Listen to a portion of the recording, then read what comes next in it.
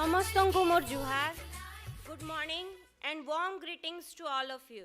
Honorable dignitaries, distinguished guests, galaxy of intellectuals, officers and employees of Sambalpur University, people from media, ladies and gentlemen. On behalf of Sambalpur University and Odisha Economic Association, I am honored to welcome you all to the inaugural session of the 56th Annual Conference of Odisha Economic Association. This conference is being organized by the Department of Economics at Sambalpur University. I now invite all the dignitaries of the inaugural session to please grace the dais. Professor Bidu Bhushan Mishra, Honorable Vice Chancellor, Sambalpur University, sir, please grace the dais. Dr. Jugal Kishore Mahapatra, President, Odisha Economic Association, sir, kindly grace the dais. Dr. Pramod Kumar Mishra, Principal Secretary to Prime Minister of India as Chief Guest, Amar Matir Gaurav. Sir, please grace the dais. Dr. Nuparaj Sahu, Registrar, Sambalpur University, sir, please grace the dais. Dr. Amarendra Das, Secretary, Odisha Economic Association, sir, please grace the dais. Professor Sanjukta Das, Local Organizing Secretary, Head Department of Economics and Chairman PG Council, Sambalpur University. Madam, please grace the dais.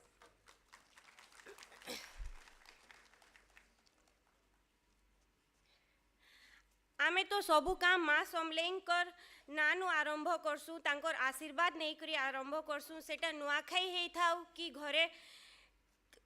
घरे भात खुआ हेई था आमर दिन आरंभ हेसी माँ समलेनु आमर दिन सरसी माँ समलेनु. So I request all the dignitaries on the dais to light the lamp and pay homage to Ma Samleswari, the Ishtadatri of Sambalpur.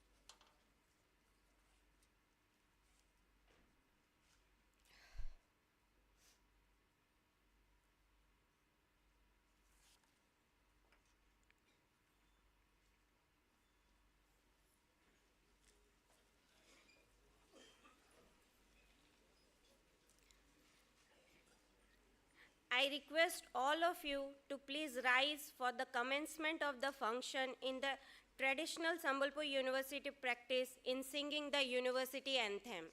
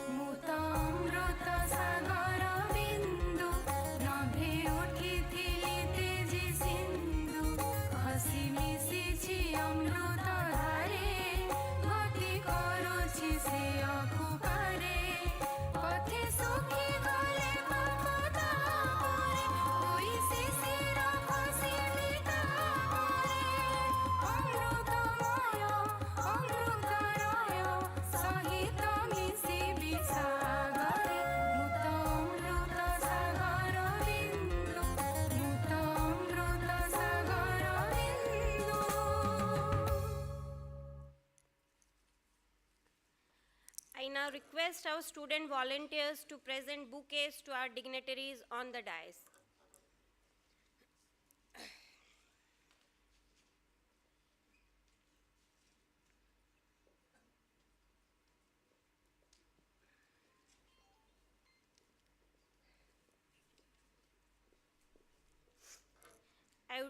I would like to request Dr. Jugal Kishore Mahapatra sir, the President of Odisha Economic Association, to preside over the meeting.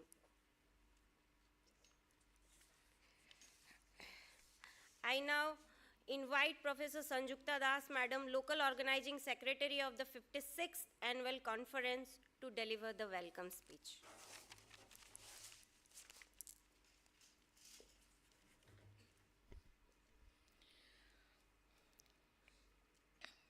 A very good morning to you all.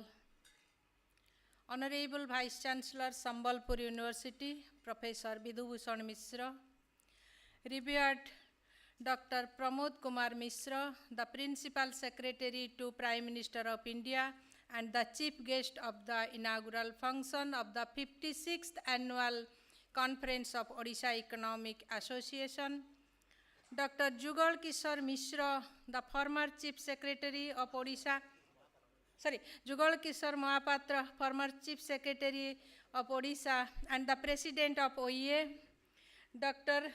Nrupraj Miss Sahu, Registrar, Sambalpur University, Dr. Amarendra Das, Secretary, Odisha Economic Association, all the distinguished guests of the dais, Vice Chancellor of other universities, keynote speakers on 2 themes, panelists, delegates from other universities and institutions of Odisha and other states, AGM NABARD of Sambalpur, Branch Manager of State Bank of India, Jyoti Bihar, all delegates of OEA, our faculty members, officers, non-teaching employees, invited guests, research scholars, students of Sambalpur University and other universities, our noted alumni, members of electronic and press media, ladies and gentlemen. I take this opportunity to welcome you all to the 56th Annual Conference of Odisha Economic Association, being held at our Sambalpur University. We have been graced with the opportunity to host the event after almost 3 decades, but the wait has been worthwhile. This year's conference is shaping up to be our best yet. We have a fantastic lineup of speakers, including some of the brightest minds in our society.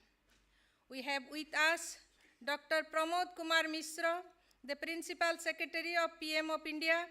We are fortunate enough to have him as our chief guest. He is a distinguished son of the soil and our illuminating alumnus. I feel honored to welcome you, sir. We have on the dais Dr. Jugal Kishore Mahapatra, the OEA President, the former Chief Secretary of Odisha, and also an illustrious son of soil. On behalf of Sambalpur University and my personal behalf, I welcome you, sir.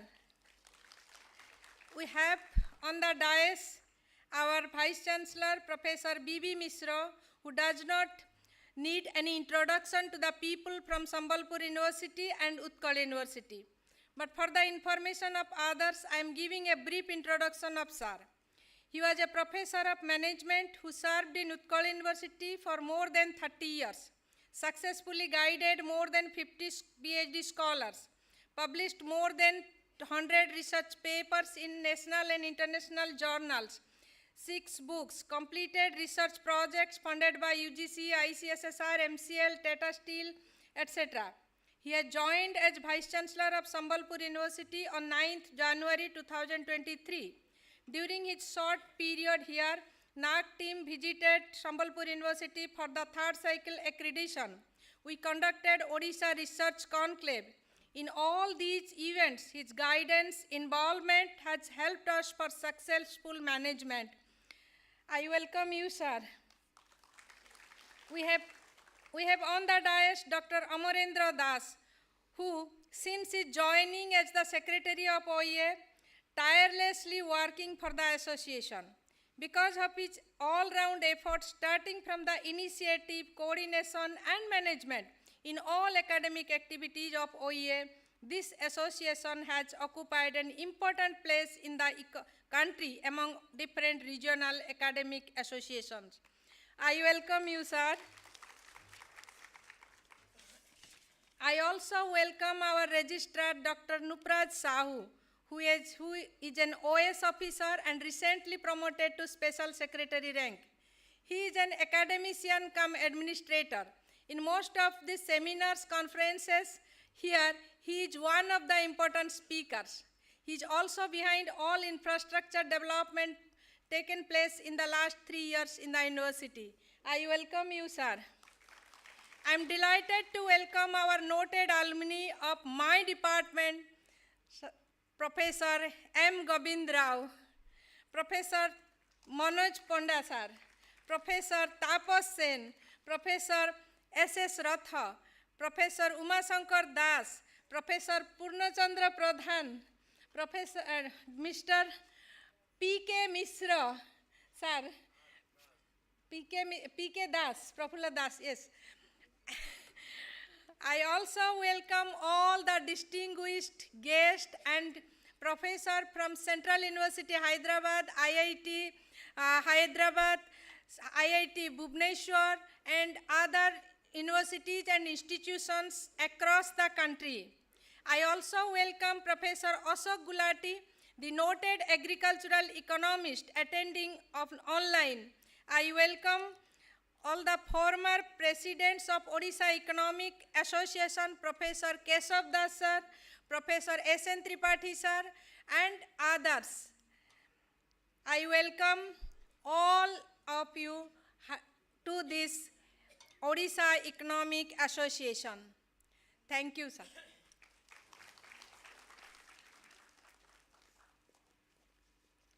Thank you so much, ma'am.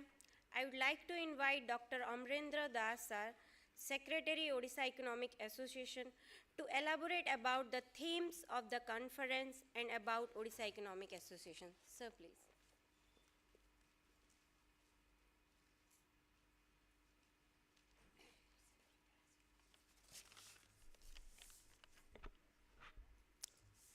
Samko Juhar, Honorable President of this meeting, Dr. Jugal Kishore Mahapatra, the former Chief Secretary of Odisha and the present President of Odisha Economic Association.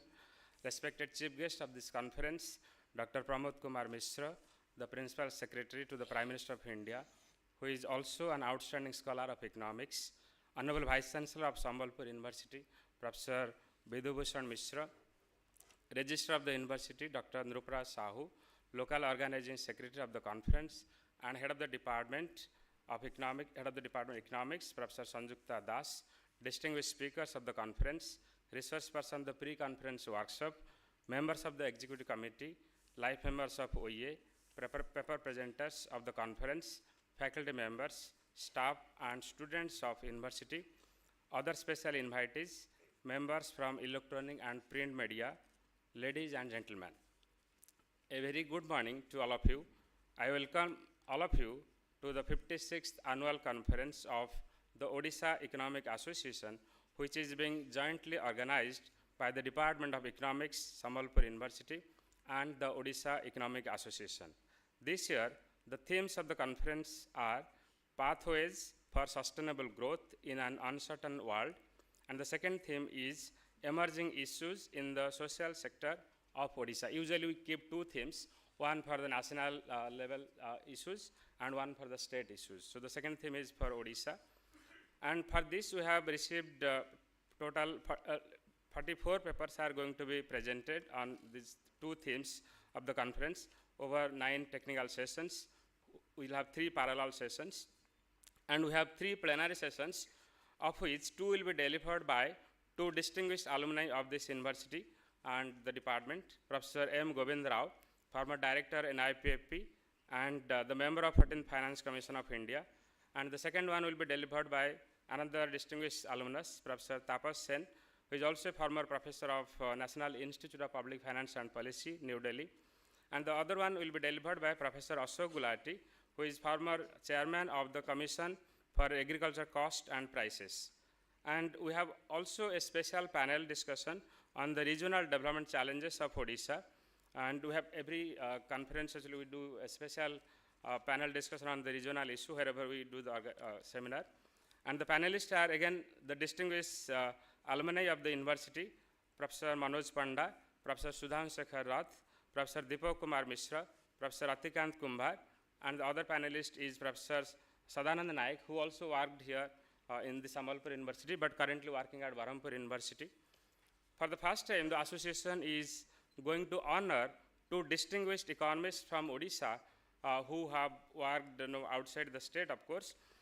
One veteran economist with OEA Lifetime Achievement Award, and the other one will be one young economist below 45 years with OEA Young Economist Award for their outstanding contributions to the economics discipline. Two best papers will be awarded with Professor Prashant K. Patnaik Best Paper Award and Professor Baidyanath Mishra Best Paper Award. Three best poster presenters from pre-conference workshop will also be awarded. All awards will be provided in the valedictory session of the conference. We had planned to felicitate Professor Sudhakar Panda, who is a former president of Odisha Economic Association and who has been vice chancellor and who has been also member of the chairman of the second State Finance Commission. And now he has become the president of Indian Economic Association, but due to his health issues, he could not come for this conference.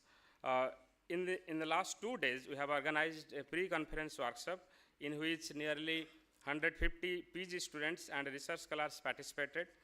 13 academic posters were presented. I thank all the resource persons of the workshop, Professor Uday Shankar Mishra from IAPS Mumbai, Professor Keshav Das, the former president of Odisha Economic Association and currently the executive editor of the journal, Odisha Economic Journal, Professor Alok Kumar Mishra from Hyderabad, University of Hyderabad, Central University, and Professor Dukhabandhu Sahu from IIT Bhubaneswar, and Professor Badrinaran Rath from IIT Hyderabad. I thank all of them for imparting training on research methodologies to the pre-conference workshop participants. For your kind information, Odisha Economic Association was formed in 1968. We have now 810 life members and 60 annual members.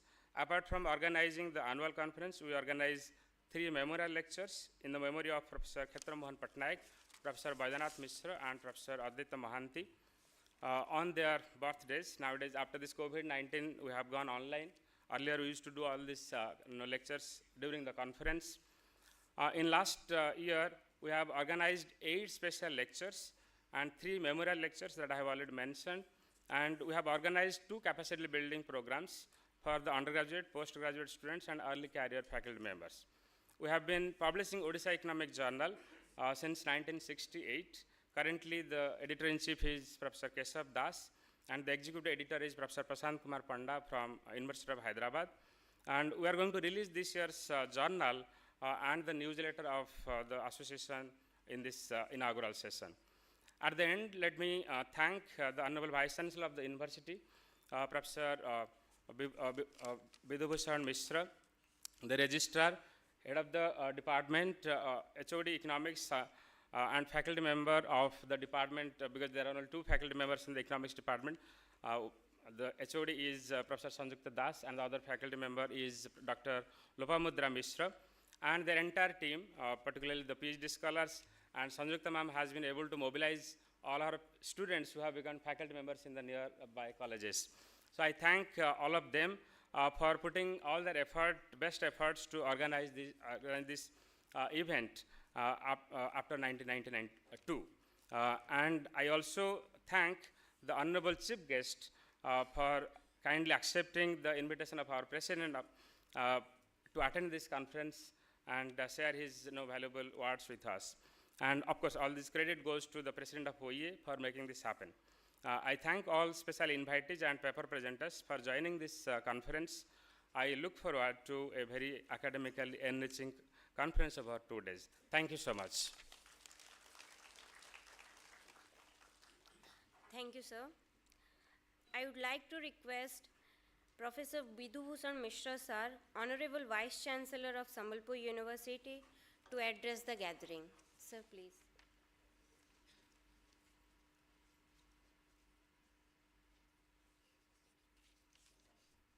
Namaskar. Samali Mahapadra Johar.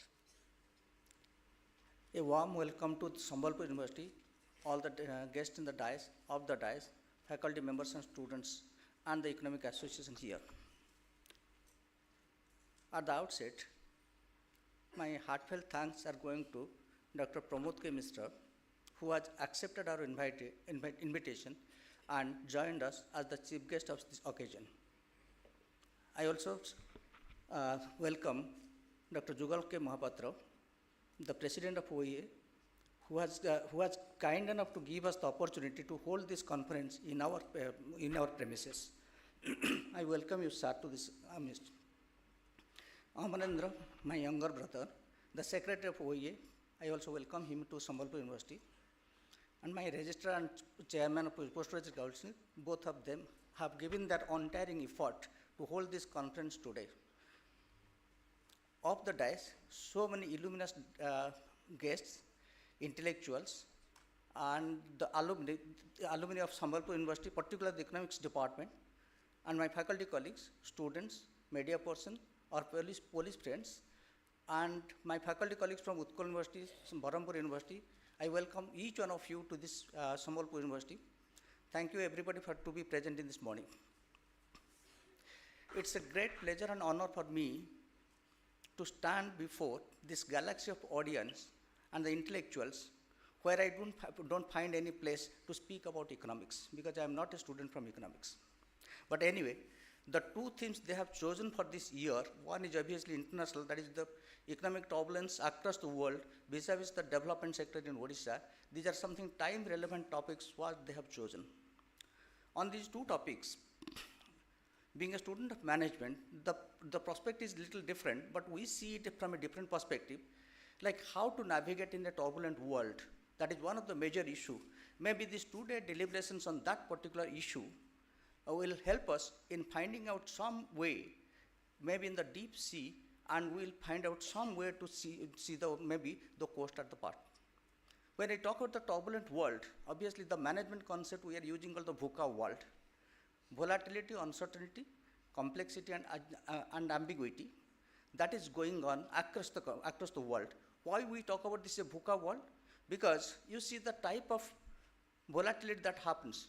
We can take different examples, Russia and Ukraine war, or Palestine and Hamas. And if you go on, the world is passing through a very turbulent time. The type of relationship that exists, particularly the political relationship between nations, has created the world or puts the world into a volatility situation. Obviously, complexity is added due to volatility. Then obviously, the complexity, ambiguity, and uncertainty, these are related to each other. So ultimately, where we are, that is one of the important things. As a student of management, we generally found some antidotes to this type of volatility, where V for volatility change into something like vision. If we are having a vision to see what is going to happen, obviously that will help us in reaching the shore. Similarly, uncertainty leading to understanding, complexity to connectivity, and that ambiguity to agility. If we are changing these words, we can see some path through which we can navigate, and we can see some directions through which the world can again arrive at tranquility and peace. Of course, if we are putting the other way, India is posing to be one of the big economy in the world, third largest economy by this 2030. That is what we are trying to, or we are aspiring for. But in this world, what is that advantage we are getting and how we can achieve that particular one? If you see different reports, they are optimistic about it. Perhaps at this time, when we talk about these issues, obviously this kind of conferences or seminars will help us, maybe helping in finding some policy guidelines through which we can develop. Similarly, the second issue about the development sector in Odisha, obviously, the current government, both at the center and the state, they are pro-people. They focus on the development of the state. So, lot of money, if you see this interim budget which was presented only few days before, both the budgets, both at central and the state, they are looking towards uplifting the poorest of the poor. And most of the funds are directed to these two sectors.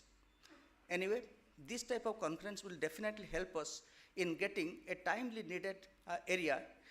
And I must again thank all the eminent speakers who have, maybe out of the busy schedule, they have got some time to be in Sambalpur University.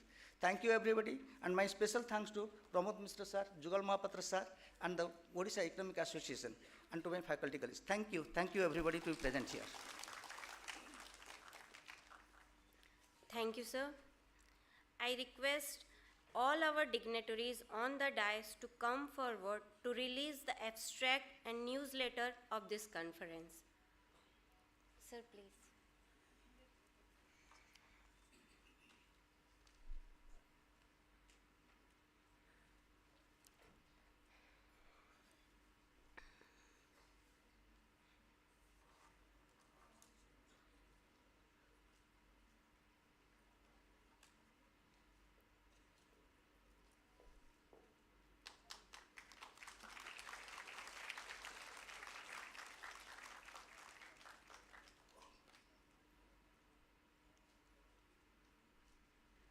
Sir, release of newsletter.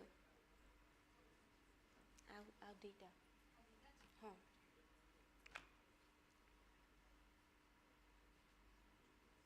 I also request our volunteers to kindly give the 55th volume of Odisha Economic Journal, which will be released by our dignitaries on the dais.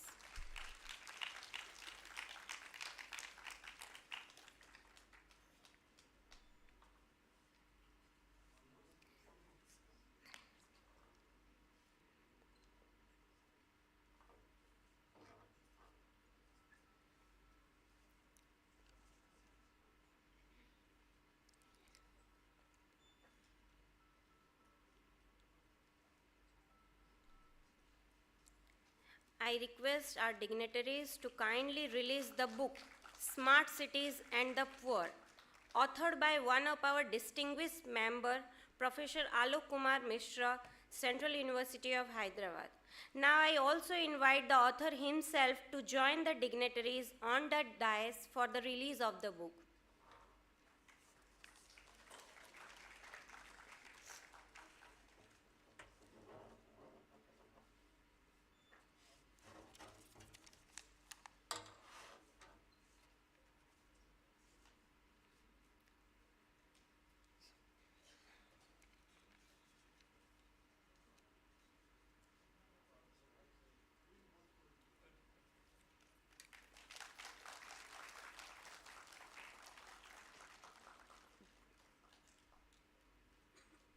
Thank you, sir.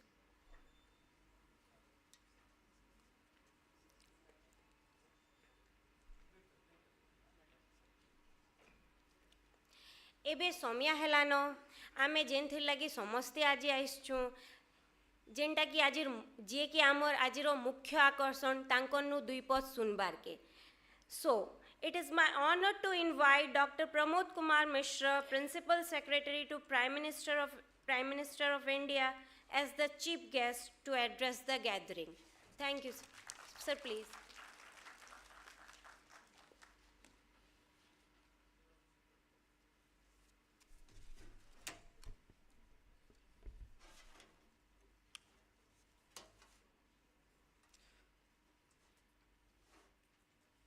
Dr. Jugal Kishore Mahapatra, Professor Vishubhushan Mishra, Dr. Amarendra Das, Professor Sangyukta Das, Dr. Nupraj Sahu, members of the Odisha Economic Association, and very distinguished guests, academics, and alumni of the Sambalpur University. At the outset, I would like to thank Dr. Mahapatra and the members of the Odisha Economic Association for inviting me to the 56th Annual Conference and giving me an opportunity to interact with all of you. It is also a memorable occasion for me because I have very nostalgic memories of the university. I did all my degrees before the graduation from here.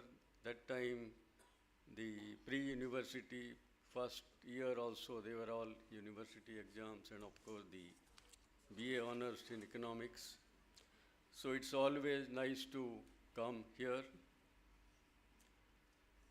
And today particularly the Odisha Economic Association, which is one of the most active associations in economics in the country, has organized this conference on two themes which are extremely relevant today: the pathways for sustainable growth in an uncertain world. I would emphasize on the word uncertain. And of course, the other one focusing on Odisha. The Vice Chancellor, Professor Mishra, in fact set the tone when he talked about the uncertainties in the world and the unprecedented turbulence and uncertainty. The world is possibly more uncertain today than we talked about the Sustainable Development Goals. Another significance of these themes is that we are now striving for becoming a developed country by 2047, the Viksit Bharat, and we need to achieve a high growth trajectory. Not only a high growth trajectory, but the growth should be sustainable, because high growth which is not sustainable is not meaningful. Hence, the type of approach we follow today, the type of strategy we adopt are extremely relevant for the next 2.5 decades. When we talk about uncertainty, I would like to highlight three important trends today. As we have seen last few decades, there has been extensive integration of global supply chain because of globalization, and some call it hyper-globalization, particularly after the 1990s. The situation changed with the COVID-19 pandemic and also geopolitical tension. Governments are now world over pursuing onshoring and friendshoring of production, with consequent impact on transportation, logistics, cost increasing, affecting final price of products. Recent events in the Red Sea have also caused concern for reliance on global supply chains, thereby aggravating the slower growth in global trade. Consequently, export-led growth will not be very easy. There is a need to lower logistics cost and invest in improving quality of product in order to hold on and expand the market. This is one source of uncertainty, the global supply chain disruption and geopolitical tension. The other source of uncertainty is, of course, artificial intelligence, which poses challenges for growth in service trade and employment, because technology might affect cost competitiveness of countries. and the way it is developing very fast, particularly last 2 and 3 years, so next 5, 6 years can also be extremely critical. The third source of uncertainty is the energy transition in the context of focus on lowering the carbon emission. There is persistent demand from international organizations and advanced countries for developing nations to reduce the use of fossil fuels and switch to greener energy. In the short run, a trade-off between economic growth and energy transition might be required. Many developing countries can ill afford to sacrifice growth to energy transition. Of course, India is striving to balance these two parts. So in this background, I propose to highlight 3 or 4 aspects. First one, of course, the overall focus I would like to have in this interaction is to raise some issues for economic research, how it can help us in navigating the uncertain situation and at the same time successfully becoming a developed country by 2047. At the outset, I will very briefly try to describe what should be, of course it is not unknown, it's quite well known, that what do we mean by sustainable growth? Because there is a lot of talk everywhere about sustainable growth and how it started very briefly, particularly the Sustainable Development Goals. And the second one will be, I would then describe the efforts we have made at the particularly Government of India level during the last 10 years to develop the country, as Professor Mishra also, I think, briefly gave an indication of developing people who are poor, or particularly the social capital.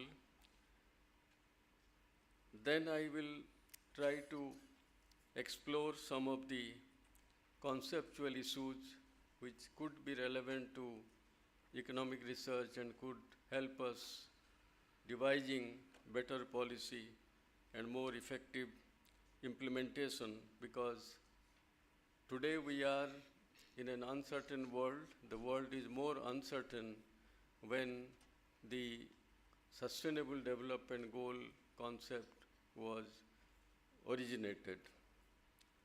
Finally, of course, I will just list out a few issues for economic research, keeping in view our development efforts. So coming to Sustainable Development Goals, what do we mean by development? The term economic development has a much wider connotation, as it is, of course, well known in economic literature, than growth, because development means growth plus change. Change in the same sense of not merely growth in terms of per capita income, but human development and ease of living. Then only we can have economic development. And when we talk about sustainable economic development, that adds another dimension to economic development that is sustainable.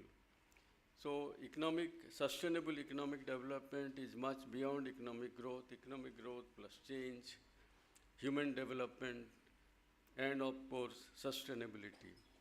Then what do we mean by sustainability? It refers to a particular mode of economic development which meets the need of the present without compromising the ability of the future generations to meet their own needs.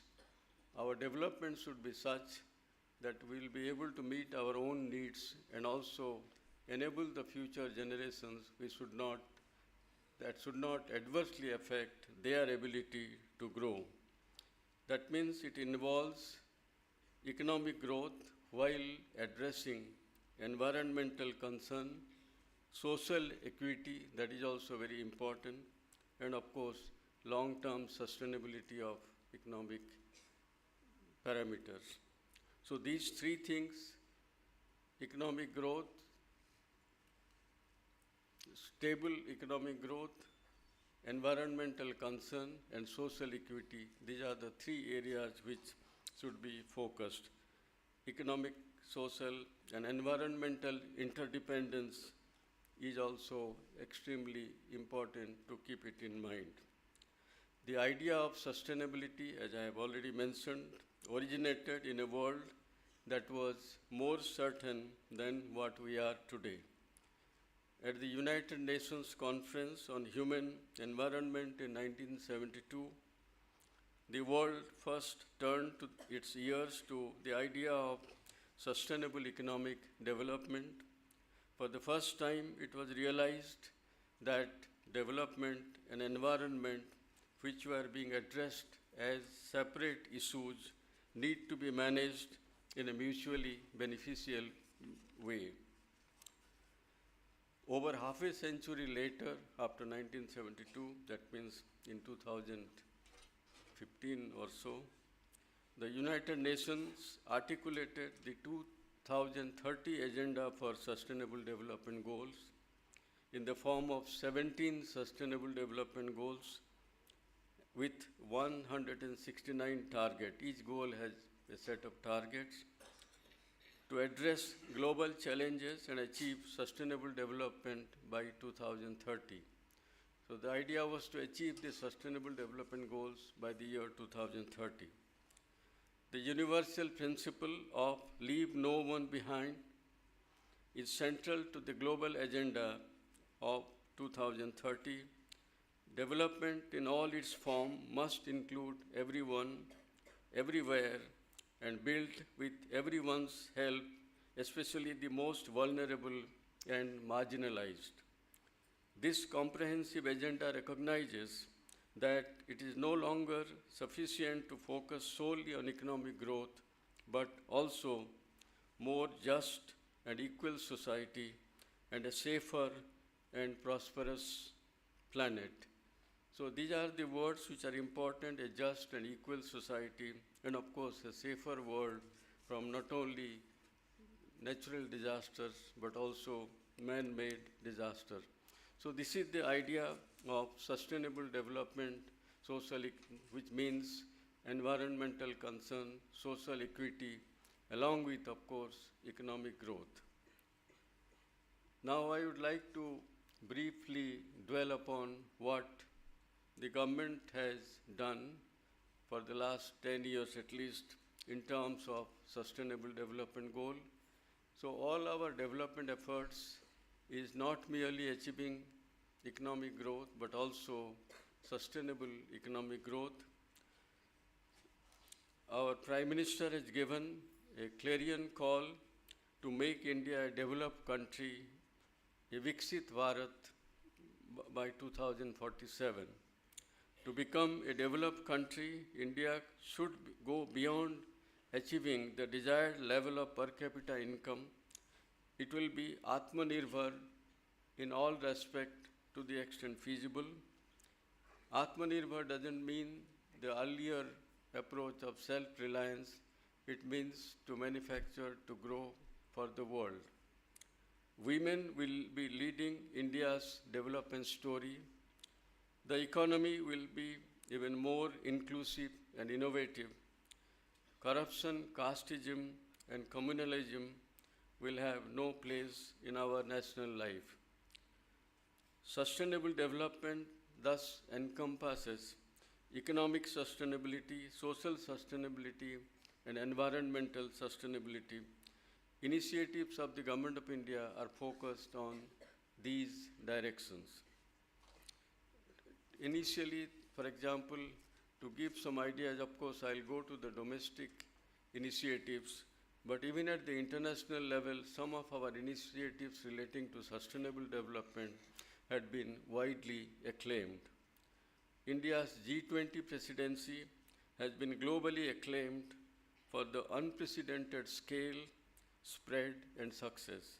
Apart from its excellence in management, it has been instrumental in emphasizing the importance of adopting new concepts towards nurturing a sustainable development and better future for the world. For example, apart from our other initiatives, the life concept, lifestyle, LIFE, lifestyle for environment, introduced by our Prime Minister in COP26 in 2021 at Glasgow, was endorsed by the leaders of the G20 in their Delhi declaration. India's initiatives such as Coalition for Disaster Resilient Infrastructure, CDRI, the International Solar Alliance, and the Biofuel Alliance, where all the other countries have supported, are initiatives for sustainable development. In other words, I'm trying to say that at the international level also, India has made an impact by leading in some of the areas which can help us having sustainable development, not only because sustainable development cannot be achieved by one country alone unless the other countries also have a stable growth path. Coming to the domestic initiatives, our vision for Amrit Kal is a society for sustainable development. By 2047, India aims to reduce inequality by making basic services and healthcare, education, and employment accessible to all. Our very first budget in Amrit Kal, which was made in February 2023, and the last budget only a few days ago, also make it evident that what are our priorities for sustainability, for equity, and so on, with the core focus on areas such as women empowerment, environmental conservation, skill development, and substantial increase in capital investment. India has made choices for the long haul to become more sustainable. In the context of COVID-19 pandemic, when most countries were focused on huge stimulus packages, we chose the path of reform. Examples are articulating a clear policy for public sector enterprises, role of private sector, opening several sectors such as even defense, space, and atomic energy to the private sector, and further liberalization of FDI. Labor reform, which has been talked about for many decades, also initiated. We took a balanced approach of overhauling the entire framework of labor laws along with providing safeguards for the rights of workers. The point I would like to make is that at that time, I distinctly remember there were a lot of pressure from many intellectuals, political analysts, activists, and others that we must take huge stimulus measures, give cash to the people. Many other countries did, even developed countries. We did provide some assistance in the form of food grains and other items, but the focus was on reform. And that's why after 3-4 years, we have the higher growth rate. Before that, of course, reforms like the goods and services tax, to have a single indirect tax in place of many, that was discussed for decades, became a reality in 2017 because of the government's commitment to reform and the bold political initiative. The Insolvency and Bankruptcy Code, IBC, a comprehensive resolution framework, helped early resolution of loans and continuity of farms. This is, of course, there are some criticism about lower the amount being realized, but it has been not lower than what it used to be in the earlier systems. And of course, the whole atmosphere has changed. The owners, the proprietors feel that they cannot get away with bank loans and others. So that has changed the whole culture of our industry. Reducing compliances has been a priority.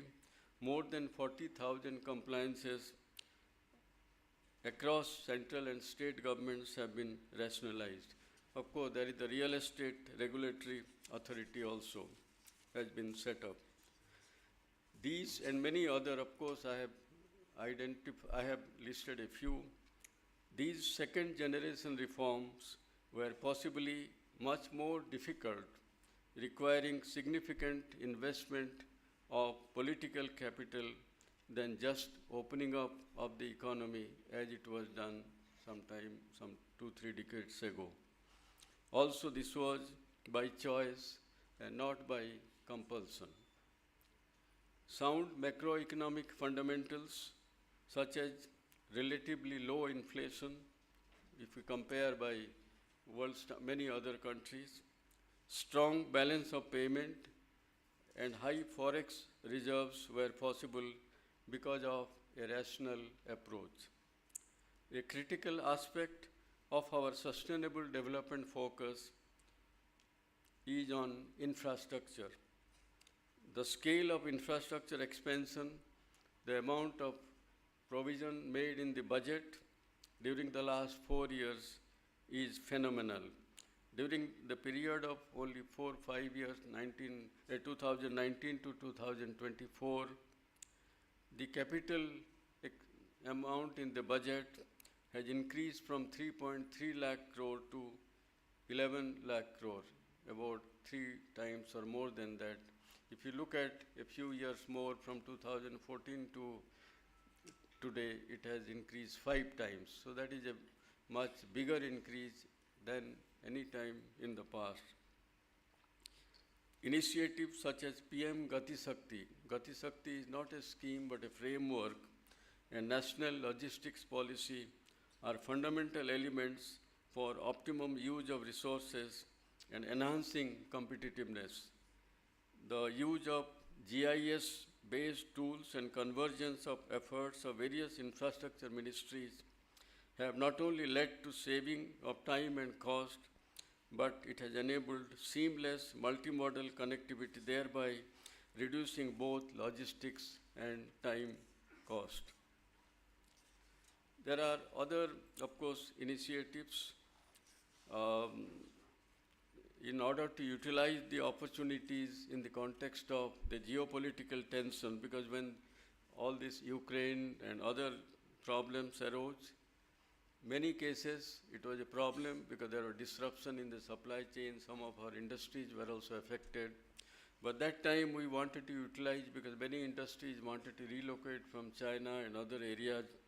So certain measures were taken to help our industries to integrate with global chain. We lowered direct taxes very significantly, liberalized FDI norms, and introduced the PLI, the production-linked incentive, in the areas which are more futuristic, like electric vehicles, solar energy, semiconductors, and electronics. We have also concluded free trade agreements in many countries, with many countries. The spearheading of the clean energy initiative is also very significant. There are supply-side policies. India has demonstrated its commitment to meeting its climate objectives in the alignment with the 2015 Paris Agreement. The key elements of India's climate action policy has indicated its updated nationally determined contribution. There are 3 elements: reducing the economy's carbon intensity by 45% compared to 2005 level by 2030, when we have economic growth, we need power that leads to carbon emission. We want to reduce the intensity by 45%, and we have been doing it successfully so far. Achieving 50% of our cumulative electric power installed capacity from non-fossil fuel-based sources. Means about 50% of our installed capacity will be from renewable sources by 2030. This includes solar, it includes wind and other such renewable sources, and of course achieving the non-zero emission by 2070. A few other initiatives for sustainable development: National Green Hydrogen Mission, demand-side initiatives like Ujala, LED, FAME India, then of course waste to wealth scheme, some of the incentives are given. Nano urea, nano DAP also just has been introduced. Then of course rooftop solar and small modular nuclear reactors also. These are some of the initiatives for improving the environmental sector. Then coming to the social equity, the first I talked about economic stability, macroeconomic stability, then of course about our reform measures to increase growth, enable our industry to join this global supply chain, that's the economic growth. Second part, the sustainability, environmental, like reducing our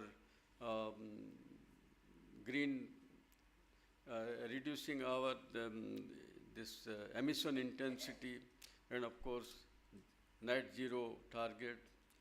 Now coming to the human capital and social sustainability also, many measures have been taken which I will not go into the detail, but I will just list out a few initiatives like the National Education Policy, then use of technology in education like Diksha, PM E-Vidya, then of course PM Awas Yojana to provide houses to about 6 crore people who do not have the houses, 6 crore families.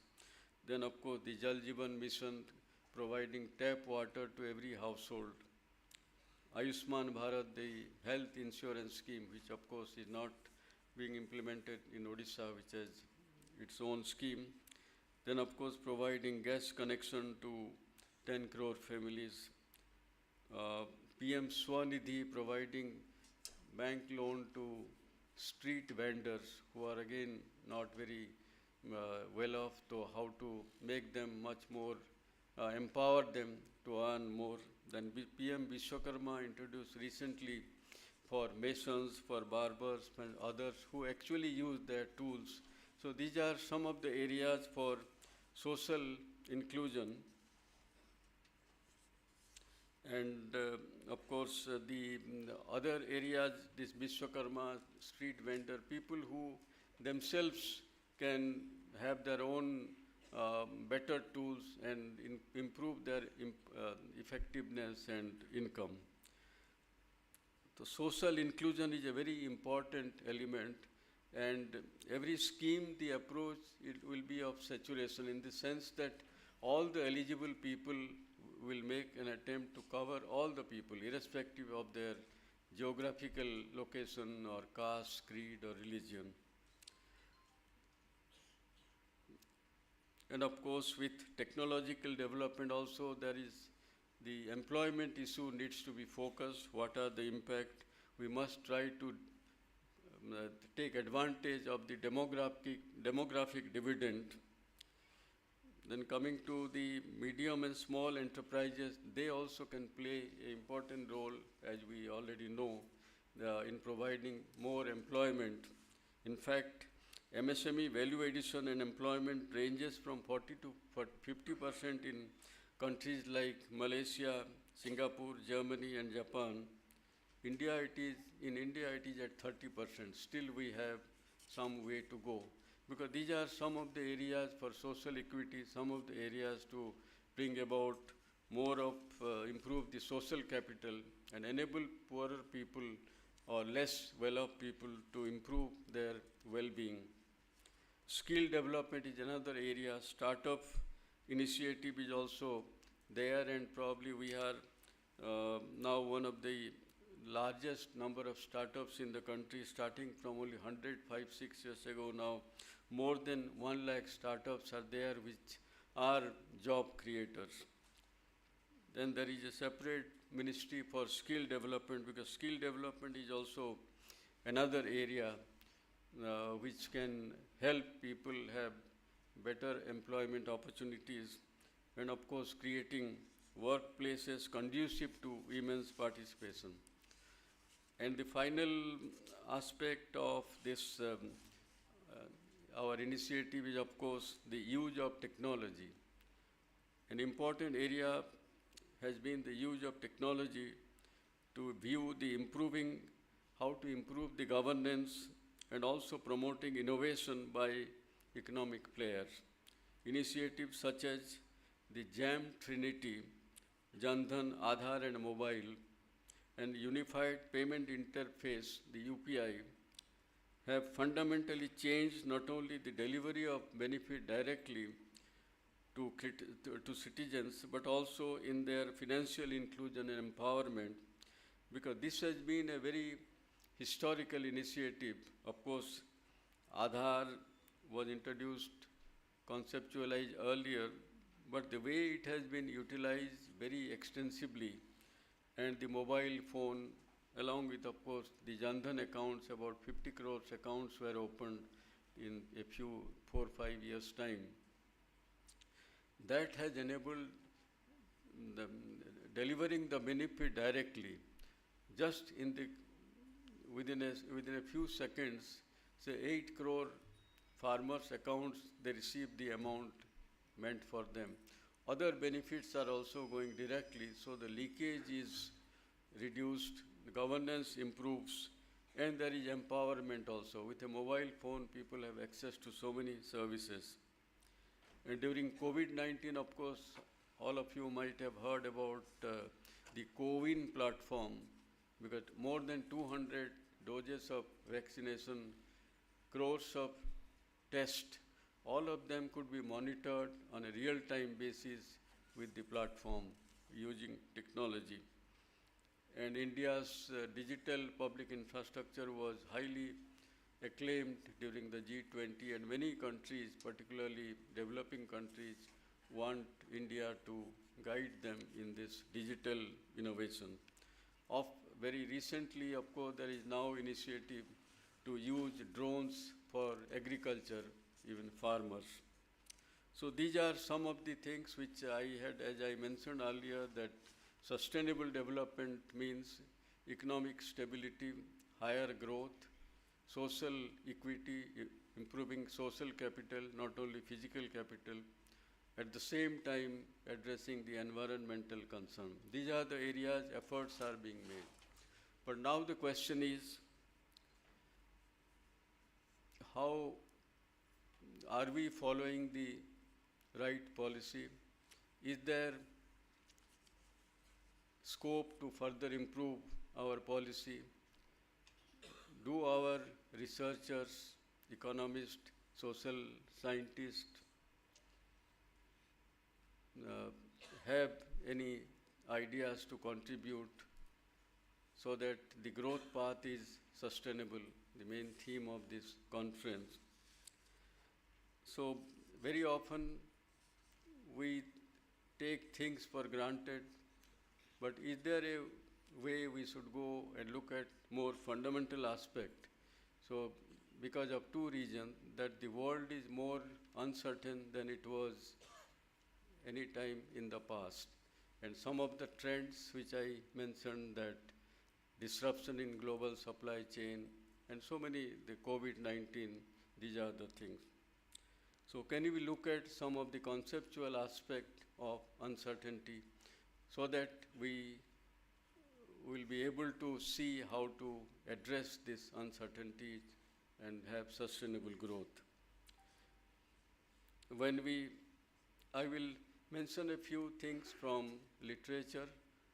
Of course, some of those might sound, particularly when economists are there, very obsolete. I had dealt with some of them in my book, Agricultural Risk, Insurance and Income, but way back in 1996. But anyway, some of those things may be relevant today, although it is not it is well known, because there is always in the conventional analysis a distinction is made between risk and uncertainty. Risk refers to a situation where one can attach probabilities to the occurrence of events which influence the outcomes of a decision. And probability, of course, means the expected frequency of occurrence of an event. Uncertainty refers to a situation where we cannot attach probabilities to the occurrence of events because of the likelihood of such occurrence is not known. So the distinction depends on the amount of information we have. Of course, probability can be objective and subjective also, and very often subjective probability is possibly much more relevant. Like, for example, if a farmer expects it will rain next few days, that is much more relevant than all your statistical analysis of the probability of rainfall based on the past data. And also it depends, the attitude to our risk depends on one's risk preference also, his likes, dislikes, and so on.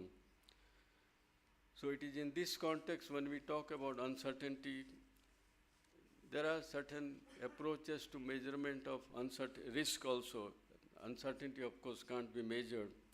One approach is the expected utility hypothesis, which shows that to measure risk, we have to estimate the dispersion of possible outcomes. And that is, of course, the income variance approach. And the second approach is that the return to a given action what is the probability of its falling below a particular disaster level, the disaster avoidance approach. In one case, it is the dispersion between profit and loss, gain and loss, and so on. The other case, that what is the possibility of its falling below a level where it will be a disaster in these terms of income. Another concept is the survival algorithm, of course, similar to the avoidance of disaster.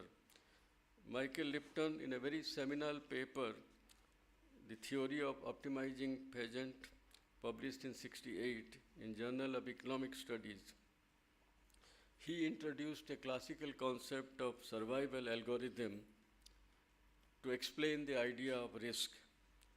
On the basis of an empirical study in India, he pointed out that poor farmers of necessity are risk averse.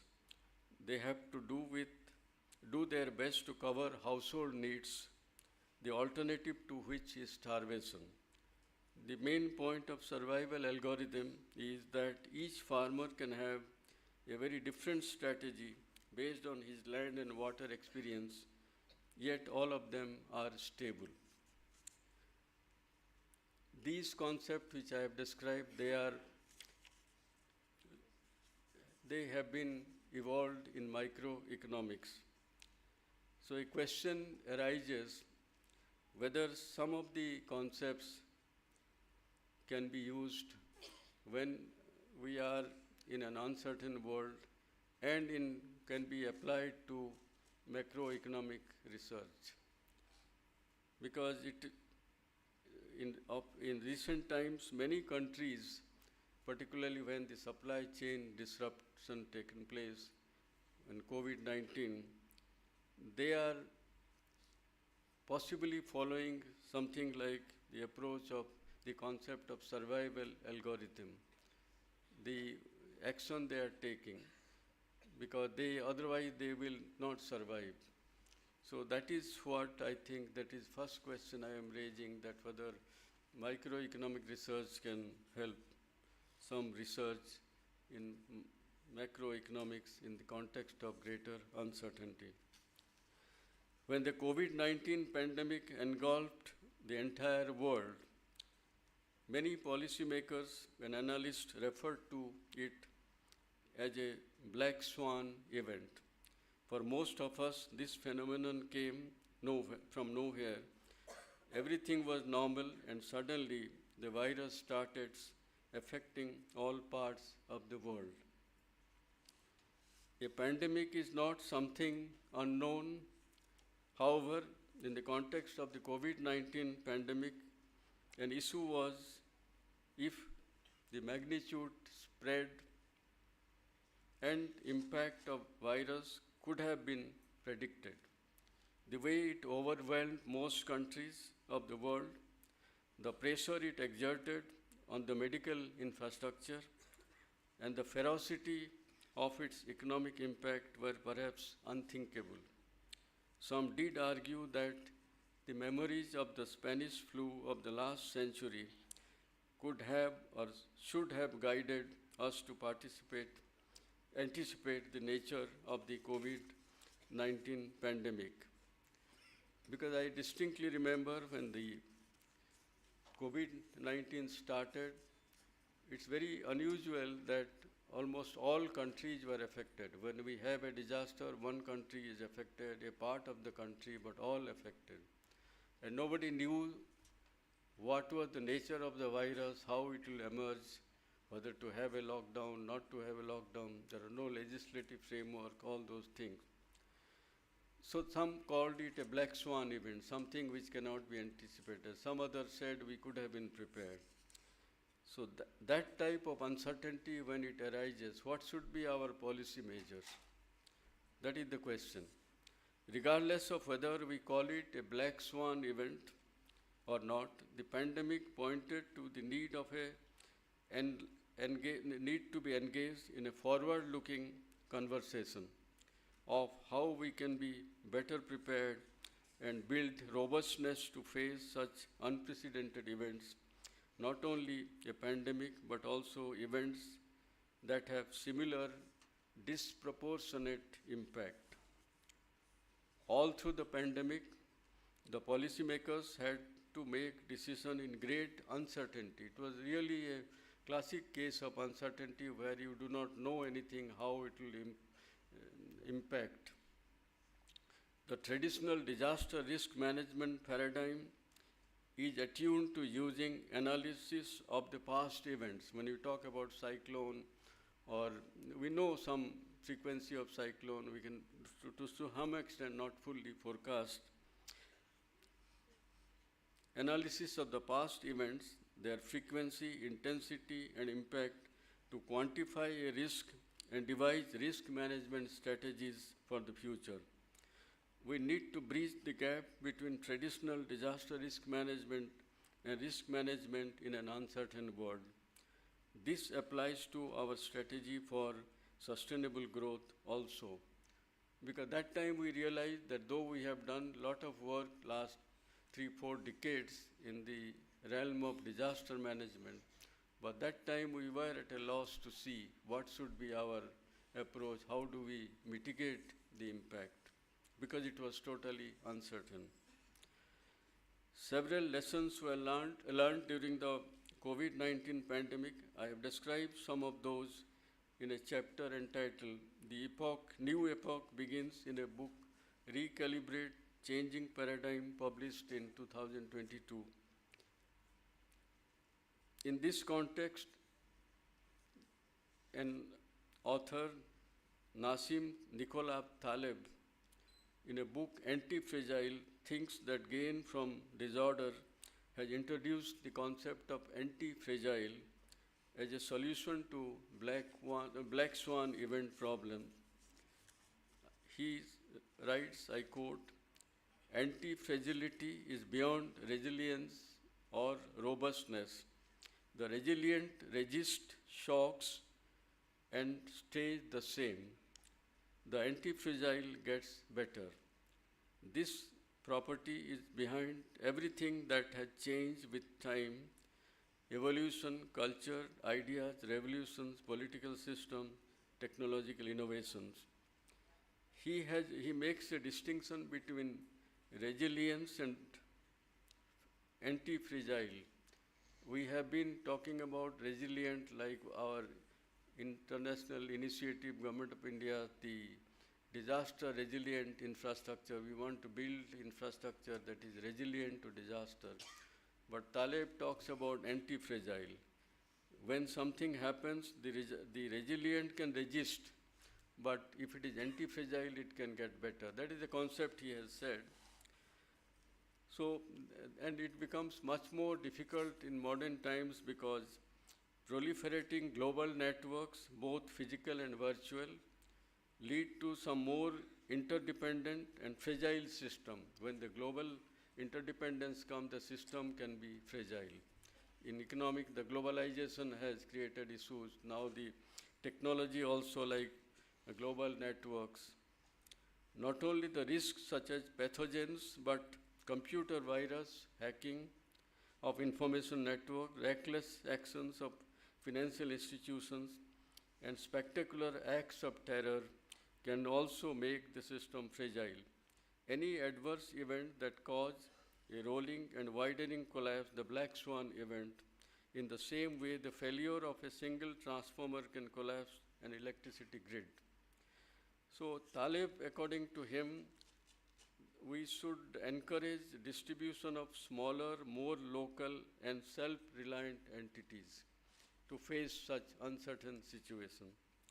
In the Indian context, I had suggested in the chapter I had referred to that 5 areas: community level initiatives, resilient infrastructure, robust financial system, social protection, and of course sustainable natural resource management.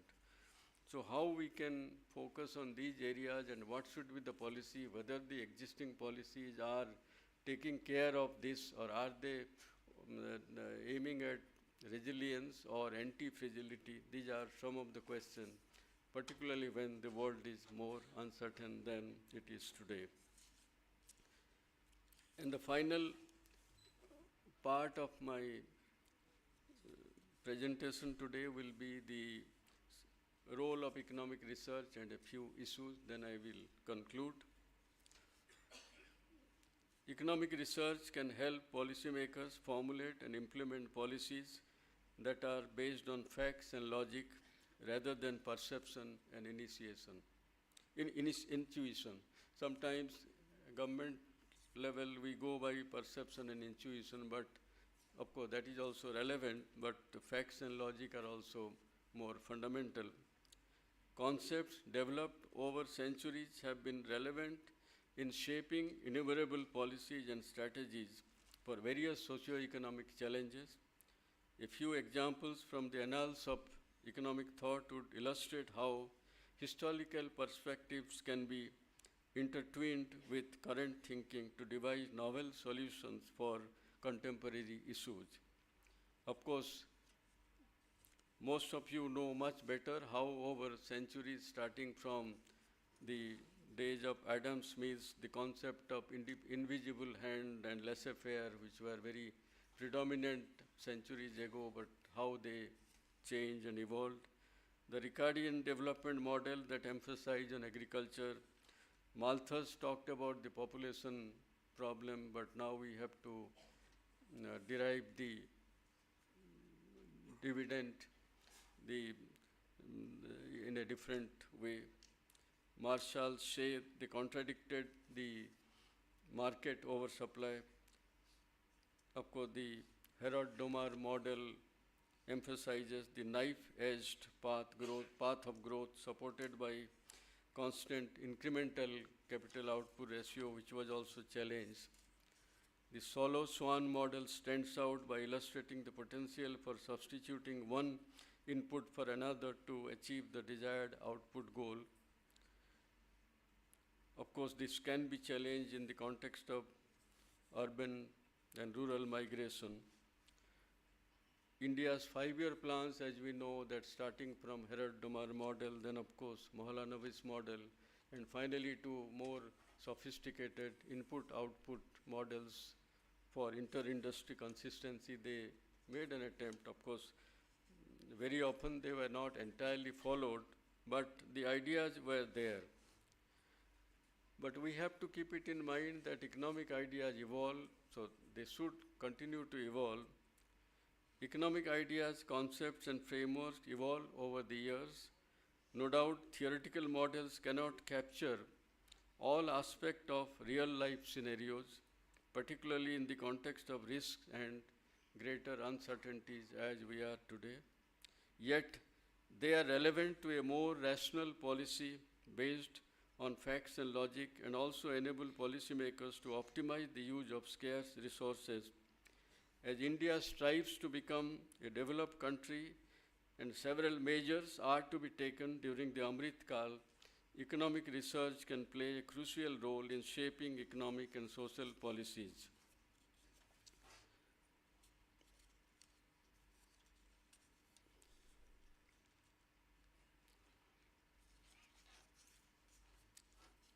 And as we know that concepts such as comparative advantage, international trade, and globalization became conventional wisdom for some time. A widely used term, the Washington Consensus, coined in 1989 by economist John Williamson, became much more prominent in the 1990s.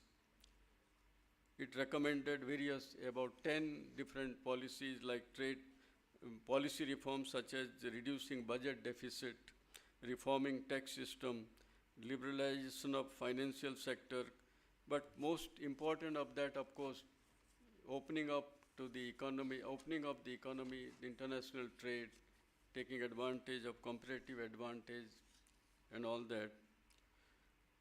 The economists were divided on its applicability to developing countries that time, but it continued to be widely recommended for 2 decades. Now it is realized that the post-1990 hyper-globalization model has been overtaken by recent political developments, COVID-19 pandemic, public health and environmental concerns, and economic and social disparity. It is felt that globalization, as we know, it will have to be replaced by a new understanding that rebalances national needs and needs of a healthy global economy that facilitates global trade and long-term foreign investment. Most likely, the new globalization model will be less intrusive, acknowledging the needs of all countries, not just major powers. In fact, as I was mentioning that so many ideas have evolved over the years, sometimes we have to discard old ideas, have new. So probably whether this is the time when we have to look at new ideas. In fact, a very interesting quotation from John Maynard Keynes, who wrote in 1936 in his famous book, in the context of the economic crisis. In 1936, he said, "The classical theorist resembles Euclidean geometer in a non-Euclidean world, who, discovering that in experience straight lines apparently parallel often meet." Straight lines which are apparently parallel often meet. And after seeing this, rebuke the lines for not keeping straight as the only remedy for unfortunate collision which are occurring. Yet, in truth, there is no remedy except to throw over the axiom of parallels and to work a non-Euclidean geometry. Something similar is required in today's economics. That's what he said in 1936. This was in the context of the 2 postulates of the classical economics. The second postulate he tried to show is not working. So that he says that some of the people who work in the theories who talk about Euclidean geometers, the 2 parallel, they feel they are meeting. They are not supposed to meet. They try to blame them, but they should. So like this, something may be required. As you can see, no economic framework or model can take into account all consequences of an action or real-life situations. This is because decisions are taken and model parameters are estimated in an environment of imperfect information. And even if information is available, there is asymmetry of information. In fact, the relevance of the entire econometrics exercise for the study or analysis, they try to analyze the whole econometric. The focus is on analyzing the error term or the residual term, and that is not captured by mathematical models. So with all these, when we talk about today's world, when we talk about policies, we need to think about all these non-economic factors, then only we'll be able to give relevant advice to policymakers. In fact, the most recent development is of quantum computing. In the realm of quantum computing, the fundamental principle of classical computing, the binary system of 0 or 1, because our whole computing based on 0 binary system, 0 and 1, will no longer hold. Quantum computing will change the way we process information, and it might even change our understanding of the world, like the Keynes example of the Euclidean and non-Euclidean. We might find that the ability to hold two opposing ideas simultaneously would be necessary for unlocking the mysteries that have baffled us for centuries. We do not need, of course, with all these, we do not need to throw conventional economics out of the window, but to remain relevant, economists should learn to apply tools of their trade to the objectives and constraints of today. They will have to be open to experimentation and innovation. They may also perceive if government with good intentions and in public interest engage in actions that do not strictly conform to playbook of the past. Very often economists and analysts feel that this is not conforming to the theory or the concept, but very often some amount of insight from the field that can also help. So finally, I would like to suggest some issues for economic research. I would like to say that there are 5-6 issues. One is, of course, the how to developing scenarios for the next 2 decades. What could be the scenario like in the context of uncertainty? How to address black swan events, whether it is pandemic or economic, addressing issues of limitations of globalization during the next 2 decades, ideas for further refining our policies and strategies when the current concept, the limitations unfold, relevant of the concepts of microeconomics to issues of macroeconomics, incorporating non-economic aspect in economic models, implications of artificial intelligence and quantum computing for economic models.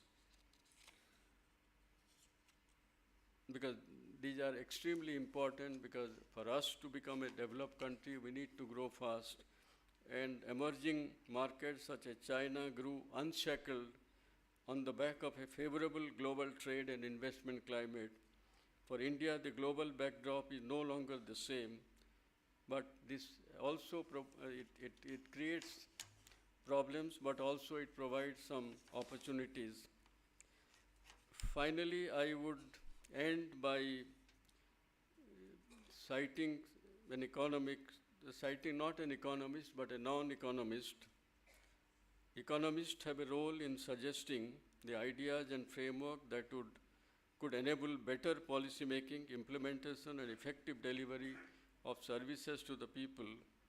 Economic research can help policymakers identify and understand the problems and opportunities they face. Now I quote Albert Singent Georgi, who is a Nobel laureate in medicine. he said, research is seeing what everybody else has seen and thinking what nobody else thought. So research is seeing what everybody has seen and thinking what nobody has thought. I hope all the economists and other analysts and academics can, of course, see what others are seeing, but they can think what nobody has thought, and that can help us in navigating the uncertain world and become a developed country by 2047. Thank you.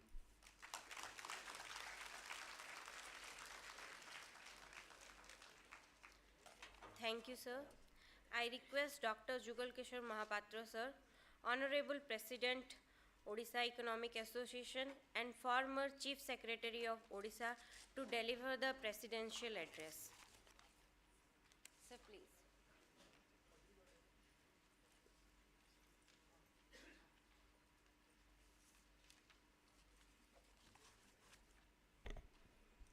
Esteemed chief guest of inaugural session, Dr.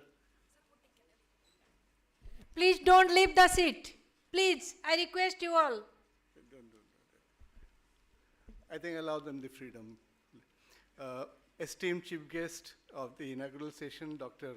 P.K. Mishra, Vice Chancellor, Dr. Bidhibhushan Mishra, my young colleague Amarinder Das, Sanjukta Das, and the registrar of the university, distinguished delegates, distinguished guests, alumni, students, and other dignitaries. It's a very important occasion for us. Personally, I would like to express my heartfelt gratitude to the chief guest for agreeing to personally come here. I think it's a tremendous privilege for us. When I invited him, with a great sense of trepidation, I in fact met him 6 months back to block his calendar. I was pretty sure that he would accept my invitation, but I wasn't quite sure he would be physically able to come. But the grace of Goddess Sambaleshwari and possibly the irresistible attraction of the homeland possibly has brought him here, and I think we all are grateful to you, sir. I also like to, before I move on to the address, formal address, I would like to convey my heartfelt gratitude to the Vice Chancellor and his very able team and the students and others for hosting us here. I think that deserves a round of applause. Conventionally, we do, the president is supposed to deliver a written speech, which I have done, full of errors, typographical. Please don't bear with me, I will correct it. But I would deviate from the practice and not read my speech. We have a very limited time. I am absolutely, fascinated by the convergence between what the chief guest has said and what is, if you read my speech, much of it, congruence of views. Let me only highlight a few things that I thought I should, which are there and which can be of some thing. He has, of course, given a more panoramic view of the global situation, perspective, not as only from an economic standpoint, but from others. There are two parts to my address. The first part deals with what Dr. Mishra rightly said. What are the sources of uncertainties for the current world situation? Which I have dealt briefly in my address. And the second part is, more interestingly, where do economists figure in this debate, in this uncertain world? Are they trusted? And that's an issue he also raised. How do economists, non-economists look at us? How do public view us? So that's a part that I have dealt with. And please, if you have time, read that part of the world. Skip the first part, but read that part. That, to me, is more important for us. The world economy, as the chief guest and others have said, is currently, can be described to be a critical juncture in a sense that Ace Moglu and Robinson have described in their famous book, Why Nations Fail. As you know, critical juncture is a point in history and some event or a confluence of factors actually disrupt the established social and political order. And today we have some of these factors have the potential to disturb the global world order. That is something very important. So we are definitely in a critical juncture. And I'm grateful again that generally people use risk and uncertainty interchangeably, like all laymen do that, and very rightly so. But economists are more nitpicking. Following Frank Knight, we make a very fine, subtle distinction between risk and uncertainty, which Dr. Mishra has not only spoken about today, he has researched extensively. And let me also say that his work on agricultural risk and uncertainty is a landmark. In fact, it has saved the thinking in agricultural insurance in India at least. And his mentor, whom he quoted, has absolutely, he has praised him to the hilt whenever he has found time and whenever he visited India. Now, the few sources of uncertainties that we have dealt with, and we actually we are encountering, are, as mentioned, there are three major sources of uncertainties. The first is the climate change, which is looming large, and I don't think one can discuss at length here, but I'm sure in the in our different thematic sessions, this will figure in very prominently. The second, of course, is the geopolitical and geostrategic conflicts that is emerging, which is destabilizing in their very nature. And the third, of course, is the emerging technologies, which in particular artificial intelligence. Now, about why climate change, why? Because after all, we have so many climate sciences. Why do we consider it an uncertainty? Because while there are large areas on which consensus among the scientists have evolved, there are still gray areas which a lot of people don't agree what would be the impact of, which is why many global leaders are actually in a sense of a climate denial. One of the presidents of a leading global community has in fact don't believe that, many of them don't believe that climate change is real. So we have this policy uncertainty emanating from that. Now, let me also mention here, before I move on to the other two things, that the sustainability of growth that we are debating about, and Dr. Mishra rightly flagged three of them. The first one, of course, is the growth, the fiscal growth, growth in a fiscal sustainability sense. The second is environmental sustainability, and the third, very rightly, has flagged the social sustainability. And these are all the things.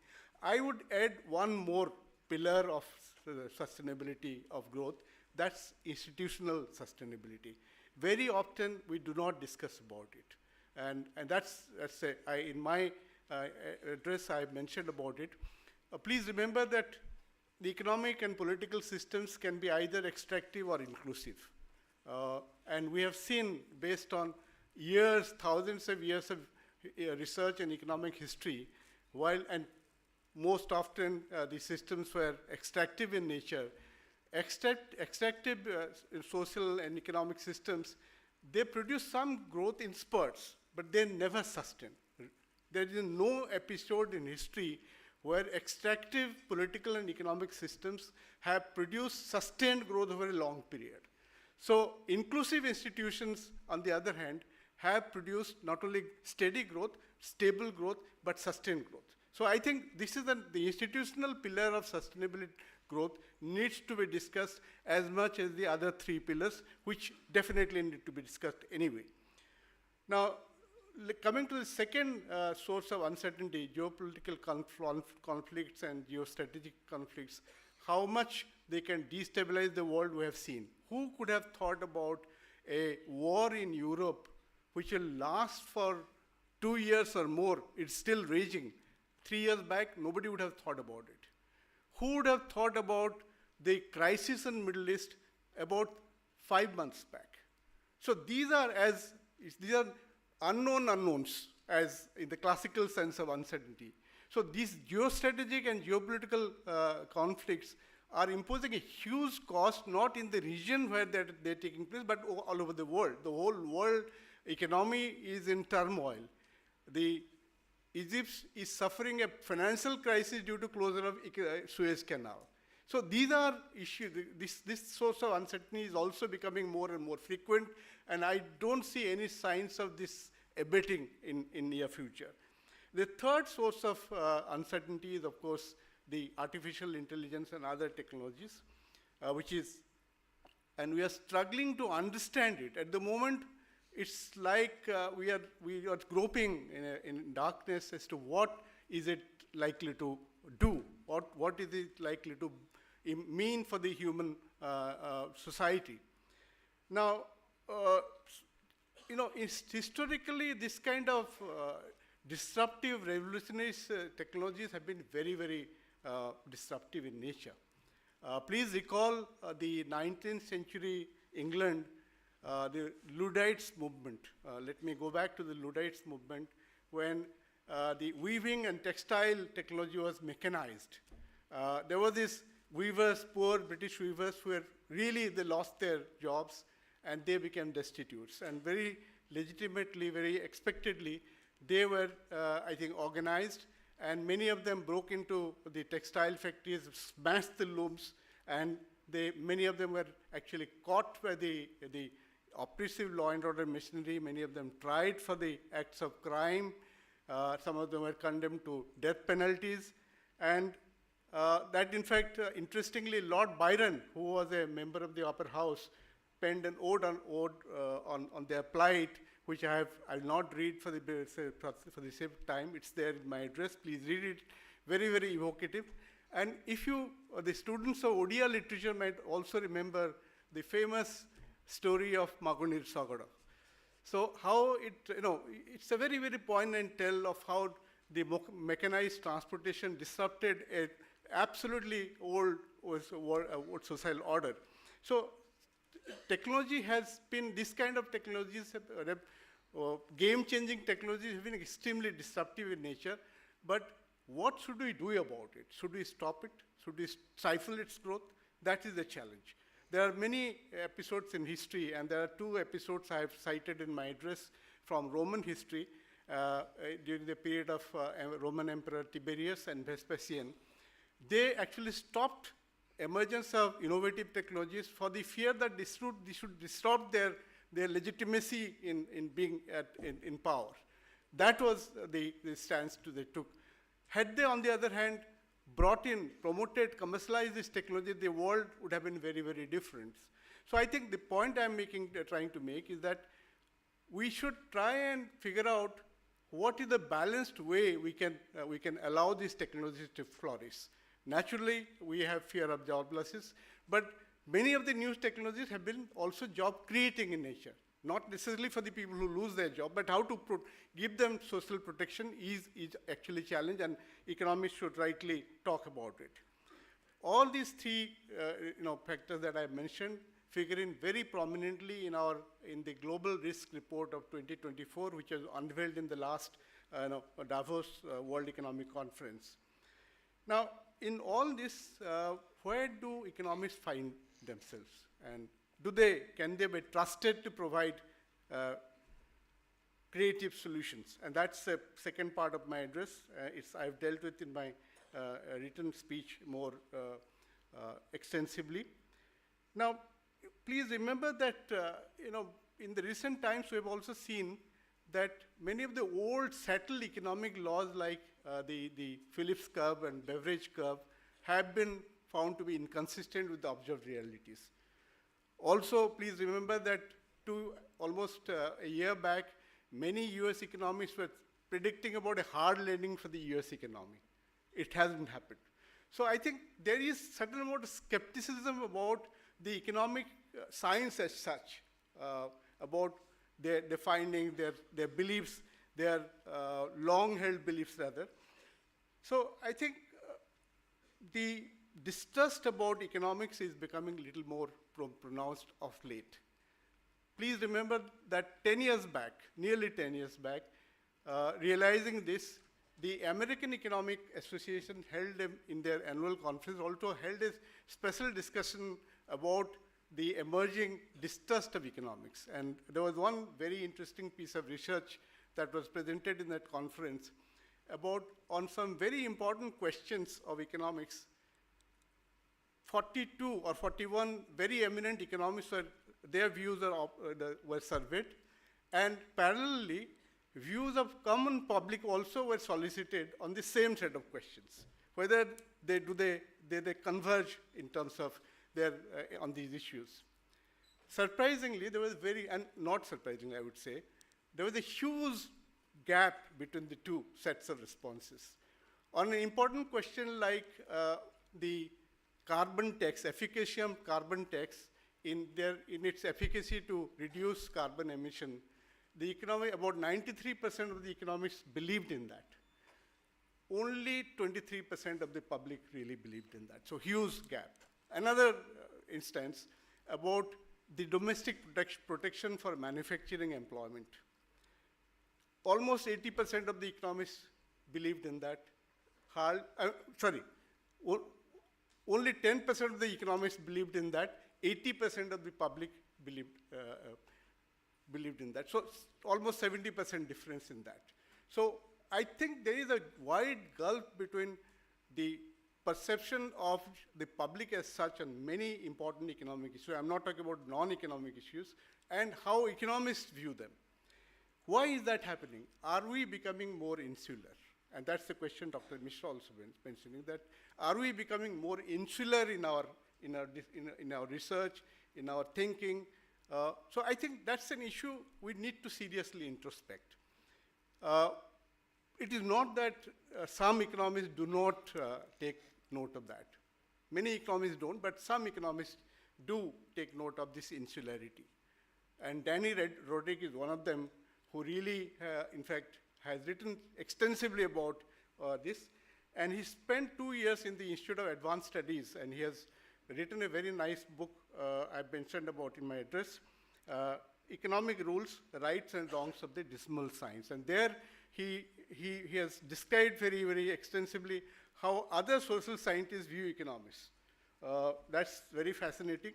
And basically, he has written that other social scientists view economics as good in maths and statistics, but good for nothing else. So that's what others feel about it. So in fact, it's not that this feeling is also growing now among economists that we should try and look at what are the other social sciences, look at how they view us, what can we learn from them.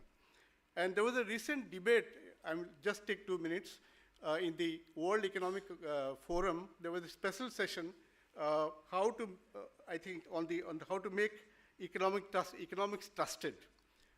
This is a session which was chaired, which was moderated by, I think, a very eminent economic journalist from Financial Times.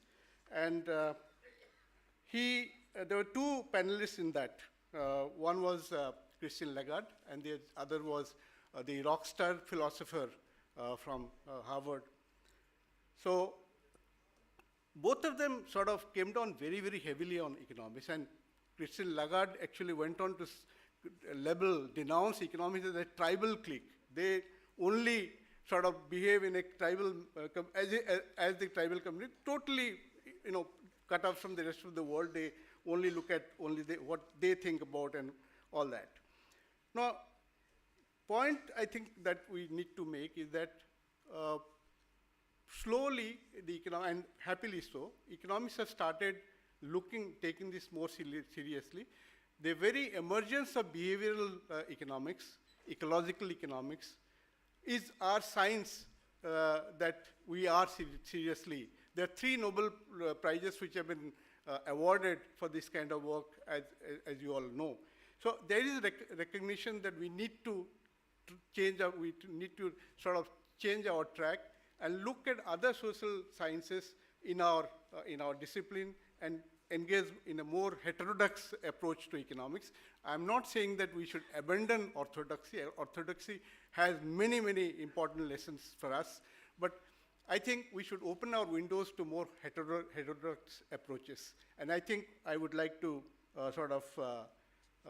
appeal to all of you that in your research, in your thinking, in your outlook, please be more open to other social sciences. Perhaps we can contribute more meaningfully to the solution to these problems than we would be otherwise. Thank you so much.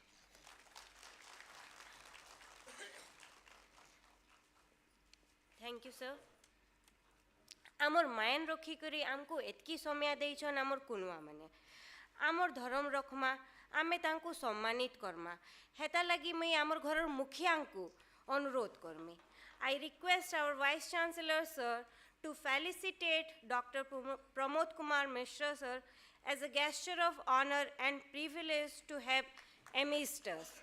Sir, please.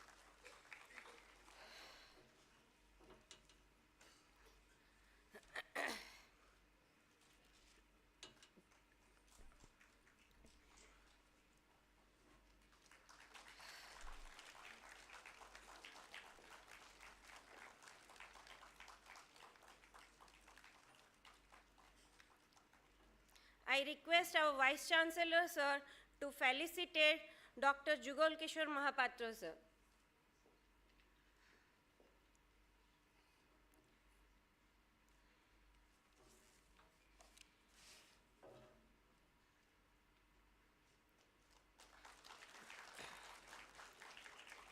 I request our Vice Chancellor, sir, to felicitate Dr. Amrendra, sir.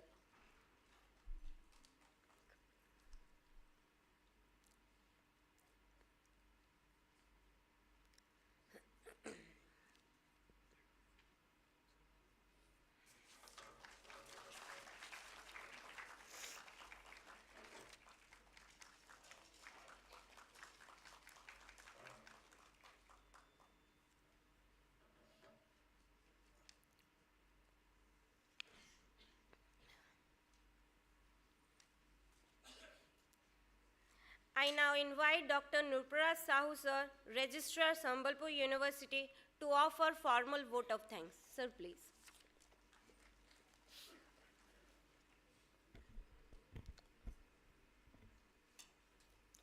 Honorable the Vice Chancellor of this University, Professor Vedubhushan Mishra, respected the Chief Guest of the occasion, the Principal Secretary to the Prime Minister, Dr. Pramod Kumar Mishra, the President of the Odisha Economic Association and the ex-Chief Secretary of the State, Dr. Jugal Mahapatra, the Secretary of Odisha Economic Association, Dr. Amarendra Das, the Organizing Secretary and the PG Council Chairman, Professor Sanjukta Das, and sitting before us, the veterans from different parts of the country, the economists, the economic professors, Vice Chancellor sir from GM,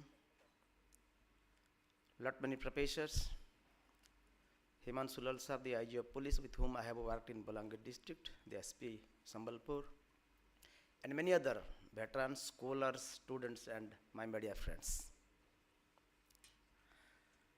I'll be starting to extend the vote of thanks from where Professor Sanjukta Das ended her speech while extending the welcome. While introducing, he just told you that the chief guest of the occasion today, Dr. Pramod Kumar Mishra, is the Principal Secretary to the Prime Minister. Is it his only identification? Is it enough to introduce him?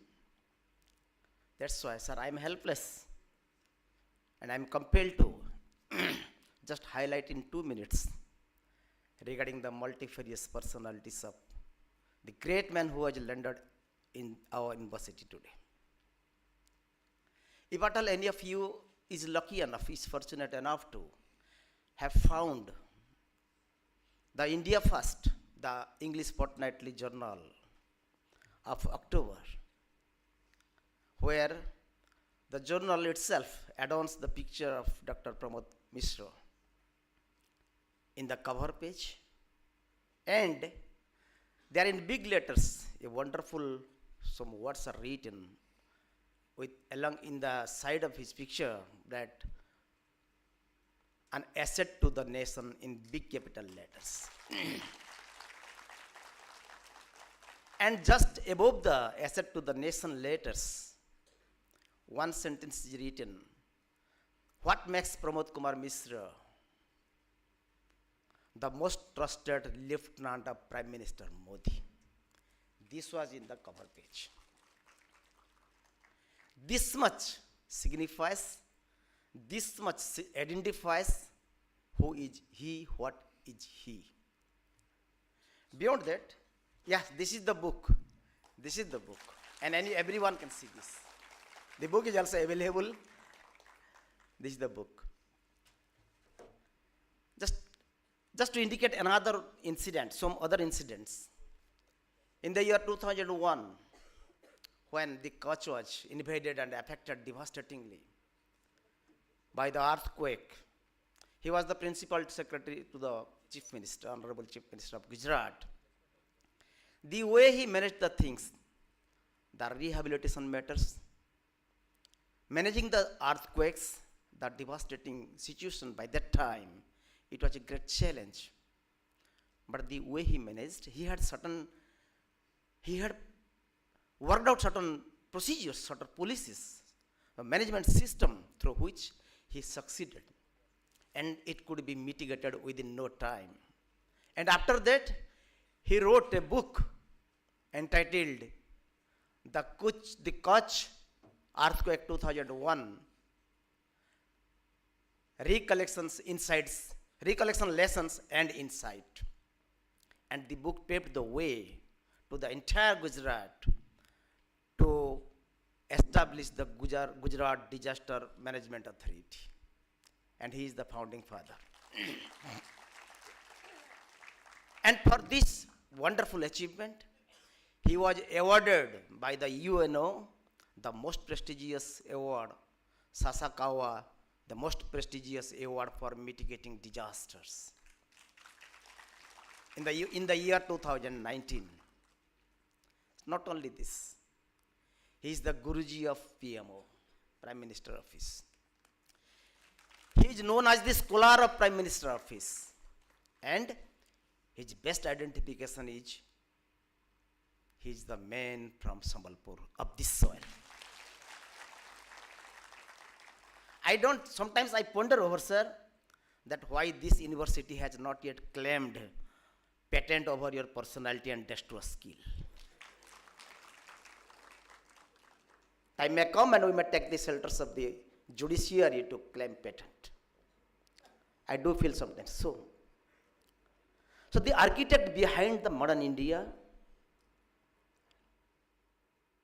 is Dr. Pramod Kumar Mishra, who is very much present here. Again, when he was, after he became, a man retires at the age of 60 from the government service, and as usual, he also retired. And do you know what was the year? It was the year 2008. 2008 he retired, and it is now 15 years over. And he is, as usually, working with all his energy and spirit to serve the nation. That is Pramod Kumar Mishra. Now, he is in the PMO, the most trusted lieutenant, as it is indicated in the book. Again, not only he is efficient and dynamic in managing the disasters, he has also his mastery over welfare activities, health measures. During COVID, the way he put the things, the way he arranged the things, he was indicating in his speech also while he was delivering his speech here, it was unparalleled. And he was trusted by the Prime Minister.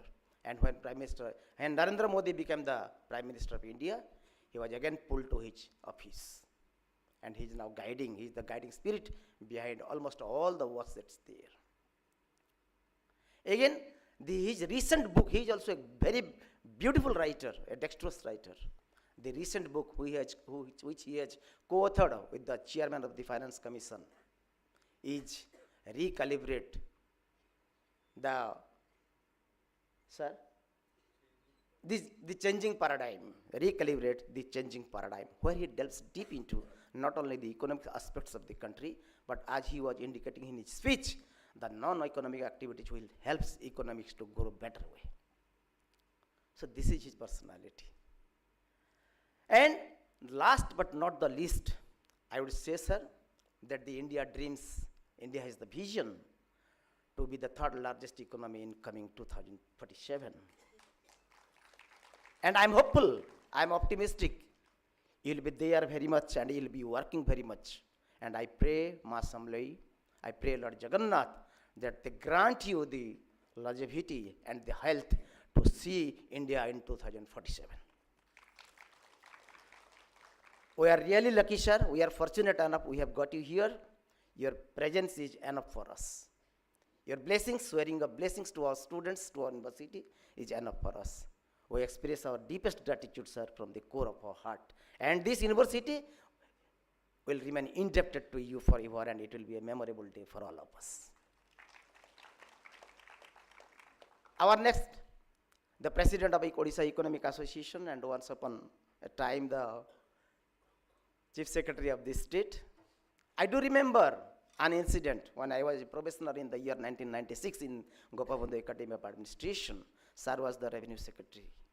And he had been invited to the academy to deliver a speech on revenue matters. But 50% of his speech, which he delivered for 1.5 hours, it was on humanity and service. And the revenue matter was half only. And I still remember one sentence that he had uttered there in the year 1996 before all of us, before all the professors, that delved deep into the problems of the poor at the lowest rung of the society. Wherever you may be, wherever you are, think of the people in the lower strata, and you can be successful, you can do a lot for them. I do remember, sir. So, sir, we are also indebted to you, and we express our deepest gratitude. We express our deepest respect, sir, for your kind presence and for your kind management as the President of Economic Association. And if at all this association continues in a better manner, sir, it will be our best gratitude to Professor Baidyanath Mishra, who had established this association and who continued in this association for long 50 years. I also extend my thanks to Dr. Amarendra Das, the veteran Secretary of Odisha Economic Association. Though the period and the tenure of the Secretary is for 3 years only, I think he will continue for another decade minimum for his efficiency. And he has, because he has continued for 5 years and he is managing so nicely that perhaps getting a substitute would be a difficult task for the Economic Association. Thank you so much. You have managed well, you have shown your prowess here also, and you have made it a grand success.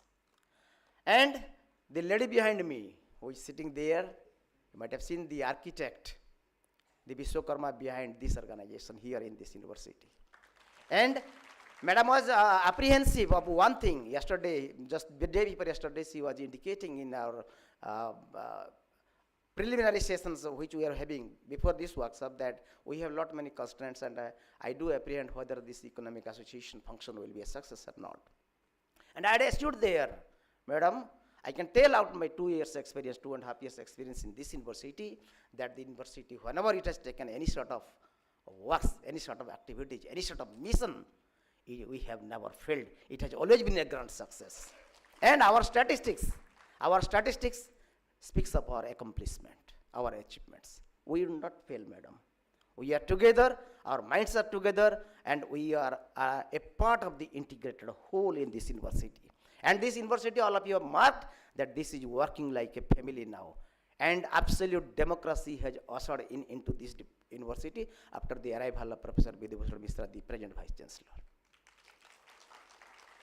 I also take this opportunity to extend my vote of thanks, extend my gratitude to all of the veteran professors sitting before me, especially Professor Govind Rao, for your kind information. He is the first PhD of this university. He is the first PhD of Economics Department, the founding father. And he is visiting this university this time after a gap of 43 years, and he is still young. You can just imagine. And that is the spirit. That is the spirit. And I also thank all of you who are present over here, IG Himansulal sir, all other present here, all the professors, the scholars, professors from different universities, and my media friends who have given their time to make this association function a grand success. My last thing that I will be telling, almost the last quote, one in Hindi, of course, for Pramod sir, ना थके अभी पैर, ना थके अभी पैर, ना हिम्मत हारी है, ना थके अभी पैर, ना हिम्मत हारी है, इरादे है कुछ करके दिखाने का, इरादे है कुछ करके दिखाने का, इसीलिए अभी भी सफर जारी है. Sir, please continue your suffer, please continue your journey, and God will definitely bestow with the longevity and a good health. Thank you all. Thank you so much, all of you. Thank you, sir. With the due permission of the President, we now conclude the inaugural session. We have arranged tea for all of you. Please join us on the tea break. And it's a request that we will reassemble here for the keynote address within 10 minutes. Thank you.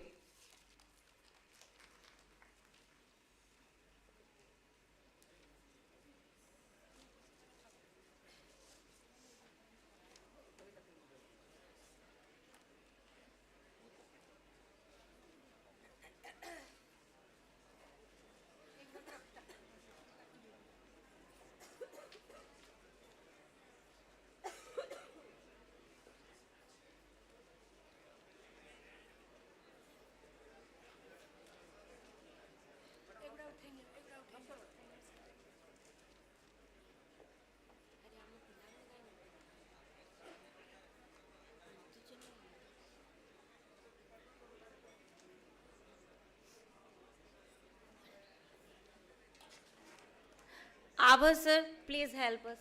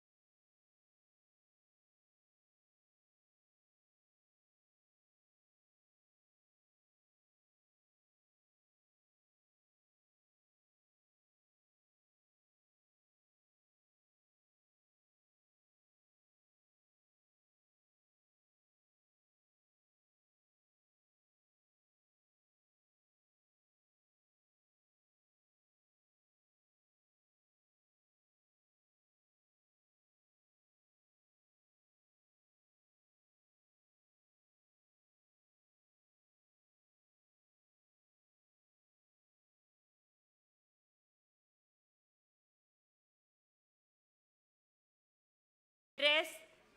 I welcome you all to the first keynote address, which will brief us about the first theme of the conference, that is, Pathways for Sustainable Growth in an Uncertain World. Professor Manoj Panda is chairing the session, who is a distinguished alumnus of Sambalpur University and former director of the Institute of Economic Growth, New Delhi. Sir, kindly grace the dais.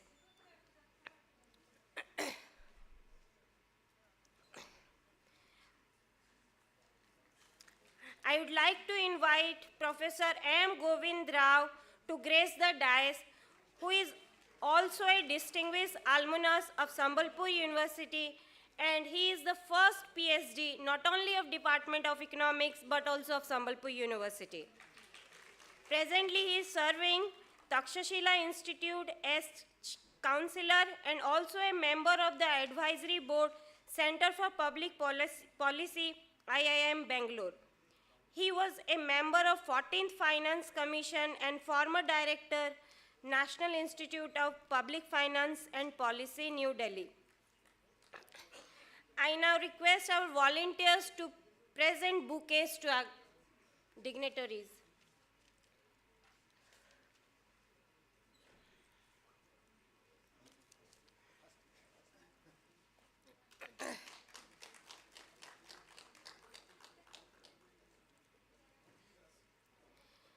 I now request Professor Manoj Panda sir to preside over the session. Sir, please.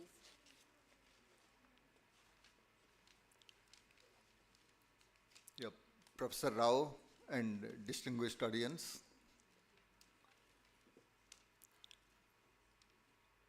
The introduction to this particular session, we have already had so much in the previous session, and I'll not say any particular thing, except to say that it is now possibly time to go from generics to some specific things, and we look forward to a very fruitful discussion. I take it as an honor to chair over this session by somebody who taught us in this university and who personally, I have also taken his advice on several turning points of my life. I think with that, let's look forward to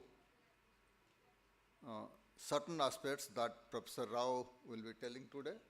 And Professor Rao, about 35 minutes? Which one? 35 minutes. Yeah, about, I came here in 1973 No. and I left in 77. Yeah, no. I'm requesting him to take about 30 to 35 minutes so that we can have some discussion after that. Okay? Yeah. Okay, with that, let's start it. Achha, you were talking about the 30. Yeah, thank you. Thank you, Manoj. Let me at the outset thank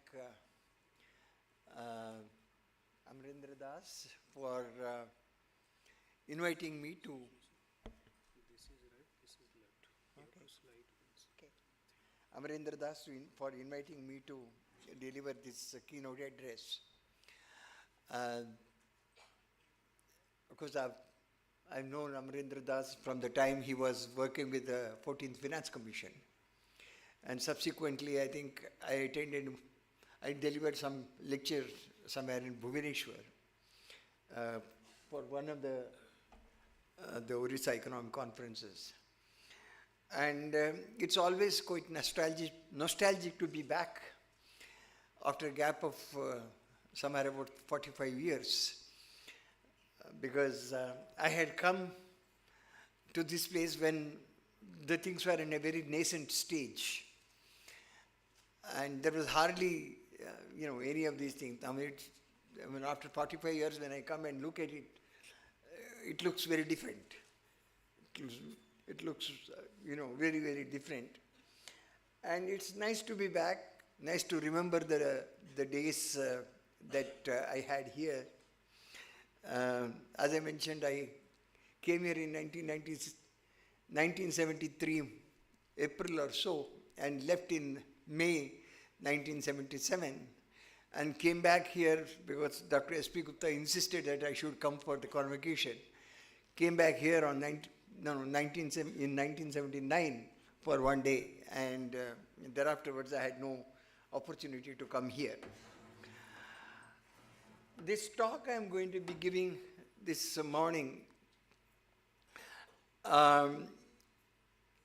is basically a supplement to what has been said by the chief guest as well as the president of the Orissa Economic Association. It's, in a sense, it's a continuation.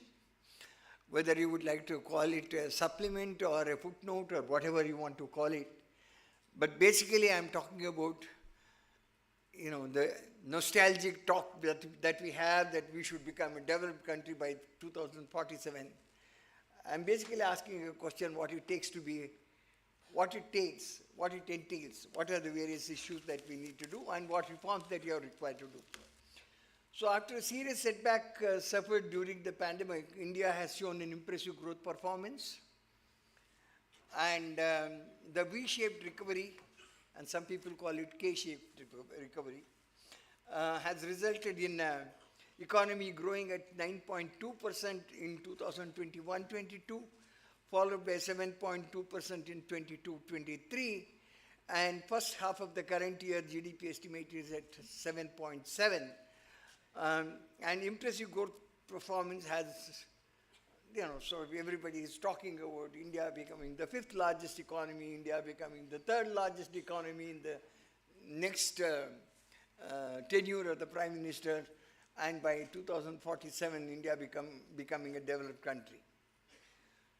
And of course the Article 4 report of the International Monetary Fund states that India has contributed 16% of the global, 16% to the global growth during the last year, that is 2023, and in terms of international comparison, India has moved into the 5th largest economy, surpassing UK in September 2023, and now is behind only US, China, Japan, and Germany. According to Standard & Poor's, it is set to become the 3rd largest economy by 2030, and the IMF predicts that it might even be earlier. Now, obviously this has prompted the Prime Minister to say that India, by the centenary year of independence, India should become a developed country. Now, the question is, can we meet this aspirational challenge? What does it mean to be a developed country in 2047? What it entails? And what are the risks? What are the challenges? What are the various macroeconomic and structural reforms that are needed to make it a developed country? And then I'll conclude. I did talk about the impressive growth performance, and capital formation has been the major growth driver after the pandemic. In fact, we had a very sharp decline of over something like 5.3% during the pandemic, and thereafterwards there was a sharp recovery.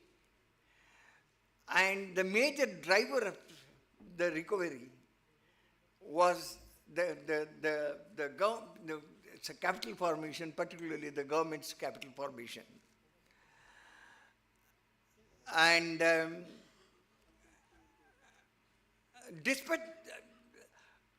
so obviously there is a lot of discussion about India becoming the 3rd largest economy, etc., but the question is that with all that, where are we really in terms of the per capita income? India's per capita income is pretty close to $2,500 US. And in the Committee of Nations, India's rank is 142 out of the 197 in the UN list.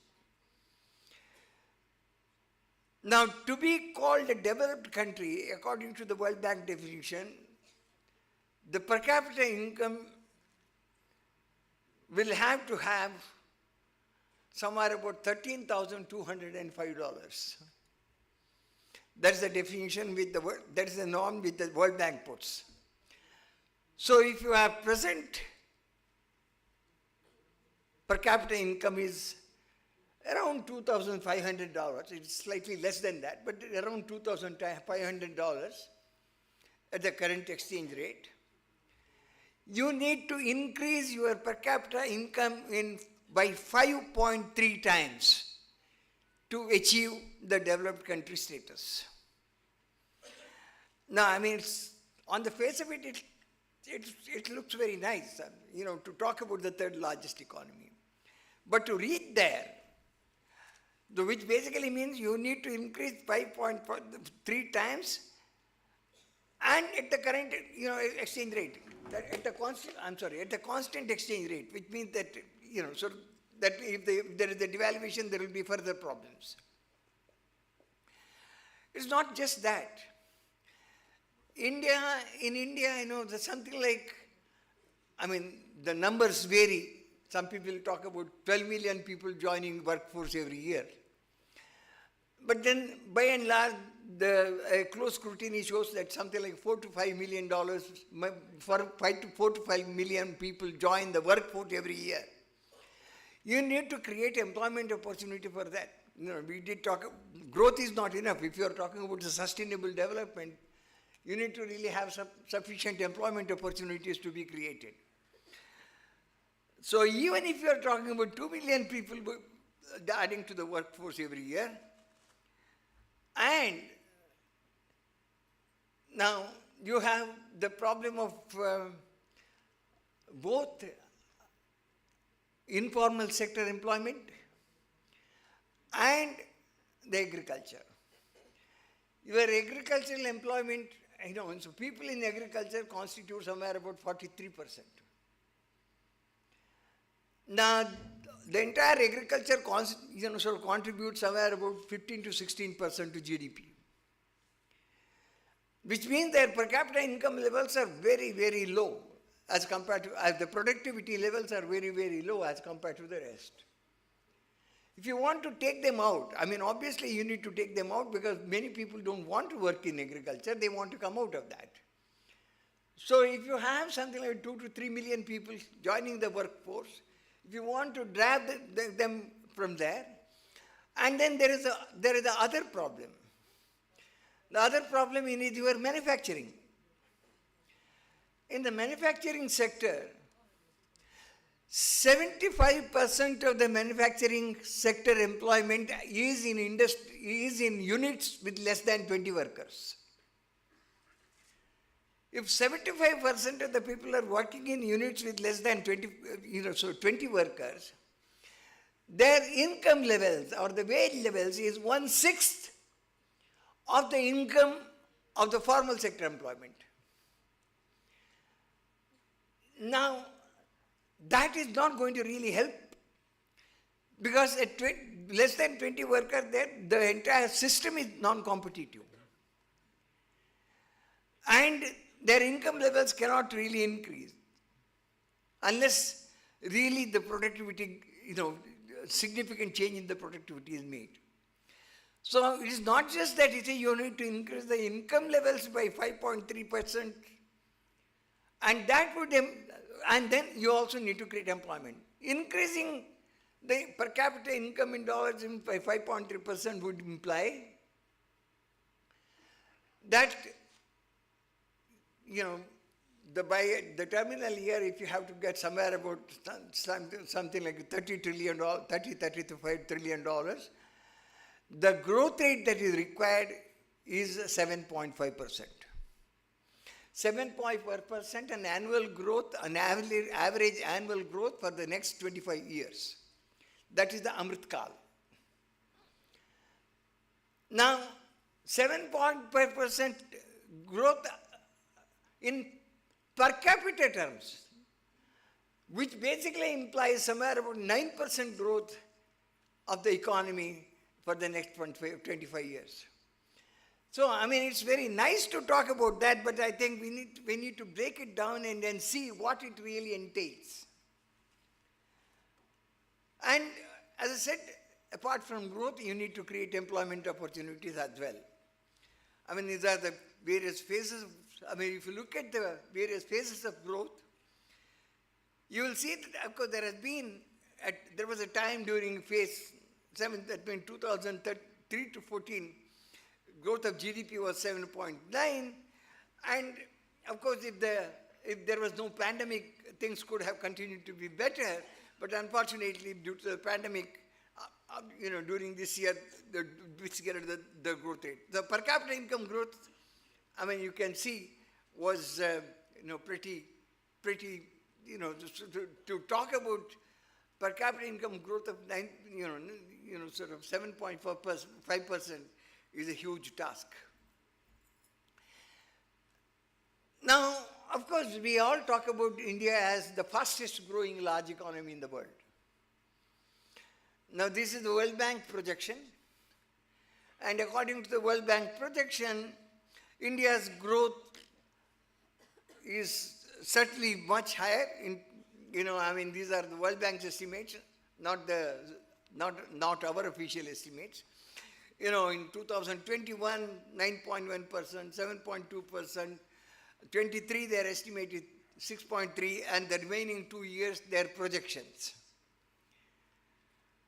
Now it is indeed one of the fastest, it is the fastest growing large economy in the world, and possibly this is one of the economies which is also driving up the global growth in that sense of the term, but then the global growth itself is not showing very impressive performance.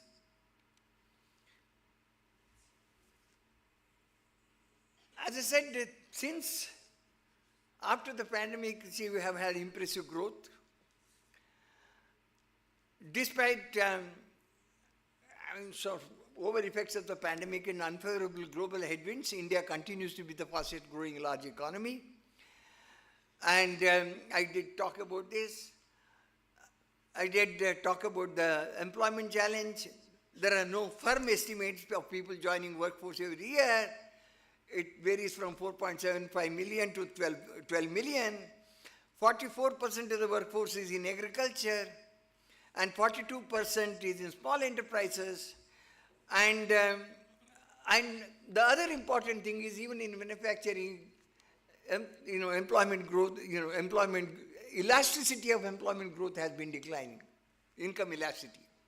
That means with growth is becoming less and less employment oriented. And small firms account for 75% of the employment in manufacturing, earning 1/6 of the wages of the organized workers. And then if you really see, we have predominance of small, because small is beautiful. We have always considered small to be beautiful, and we never allowed small to become medium and large. We have created so many hurdles from small to become medium and large, and it's a part of the legacy that we have had of the import substituting industrialization strategy. We continue because in contrast, the average worker in manufacturing sector in China is 1,000 plus. Now, you want people to diversify their investment from China to India under the China plus one strategy. But then, obviously we have several hurdles. I'll come to that in a little while. And then there are some people like my good friend Raghuram Rajan who say that, forget about manufacturing, let us focus on services. You can't do that. Because you have a major problem. According to OECD, 2/3 of the people in the 23-34 workforce have a qualification less than upper secondary. Now, if you want to have qualified or sort of high employment, well-paying jobs in the service sector, you need to have good qualifications. Otherwise, it will be in something like, tourism, transportation, tourism and the like, hospitality and things like that. But certainly, well-paying jobs cannot be forthcoming in the service sector unless the qualification and skill levels of the employees are improved. And if you have 2/3 of the workforce less than upper secondary, particularly in the 23-34, you can't really think that service sector will become a major provider of employment. So you do need to walk on two legs. You can't really walk on one leg. You need to walk on two legs. You need to really have focus on both manufacturing and services sector if you really want to develop, as against just talk about growth. The other important thing that we have is over a period of time, in early 2010, if you see, the capital formation, the gross capital formation was somewhere about 41-42% of GDP. Over a period of time, it has continuously declined. And the latest data in current prices shows that capital formation is just about 29% of GDP. Now, if you really want to grow, at the current incremental capital output ratio, you need to have the capital formation of no more than 40% of GDP. See, growth can happen. You want to talk about a growth of 9%? The growth can happen, and for that what you need is one, much higher levels of capital investment. And second, obviously much higher levels of productivity. You need to work on both productivity improvement as well as capital formation. So even at I-core of 5, we need at least 40% of gross fixed capital formation. And other way is to reduce the I-core, that means improve this thing. So even here you need to walk on both the legs. You need to have higher capital, higher investment, as well as lowering of the I-core. Now, how do you really do that? Both requires both increasing capital formation and reducing the I-core requires a lot more of reforms. And what are those major things that you want to do? We do have many favorable factors. This was pointed out by the chief guest today. We have macroeconomic stability. You have efficient financial sector. We have moved away from the twin balance sheet crisis to a much better balance sheet situation. And then we have a very well advanced digital infrastructure, which is, in fact, the chief guest talked about it. So we have a very healthy balance sheet of banks and corporates. We have developed much greater immunity from external shocks, like deficient monsoons, wars, and oil price changes. In fact, you see 6% lower rainfall last year, for example, or the current financial year. In earlier times could have played havoc in the system. But then, we have reasonable stability, macroeconomic stability. Prices have not gone out of control. So, similarly, external wars have not had, I'm not saying that there hasn't been an adverse impact, but in fact, there is a much greater immunity. And then oil price changes, oil prices have continued to be elevated at the level of somewhere about $80 a barrel for Brent. And in spite of that, the government has been able to do significant improvement in infrastructure spending and hoping that there will be crowding in effect as we go along. Crowding in effect is not yet seen because, the private sector investment is still not forthcoming at the level that one was hoping.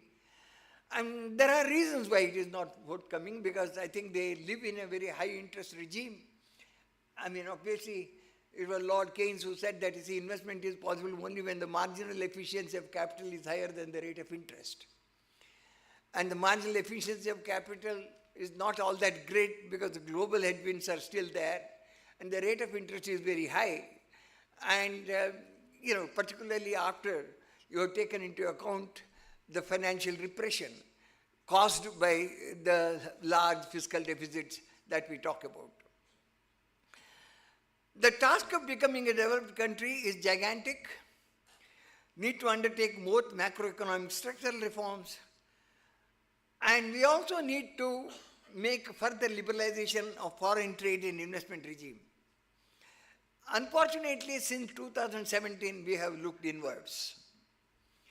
And that is not going to happen. However much we try to say that this is not the same import substituting regime that we had earlier, to come up and say that I'm going to ban laptops.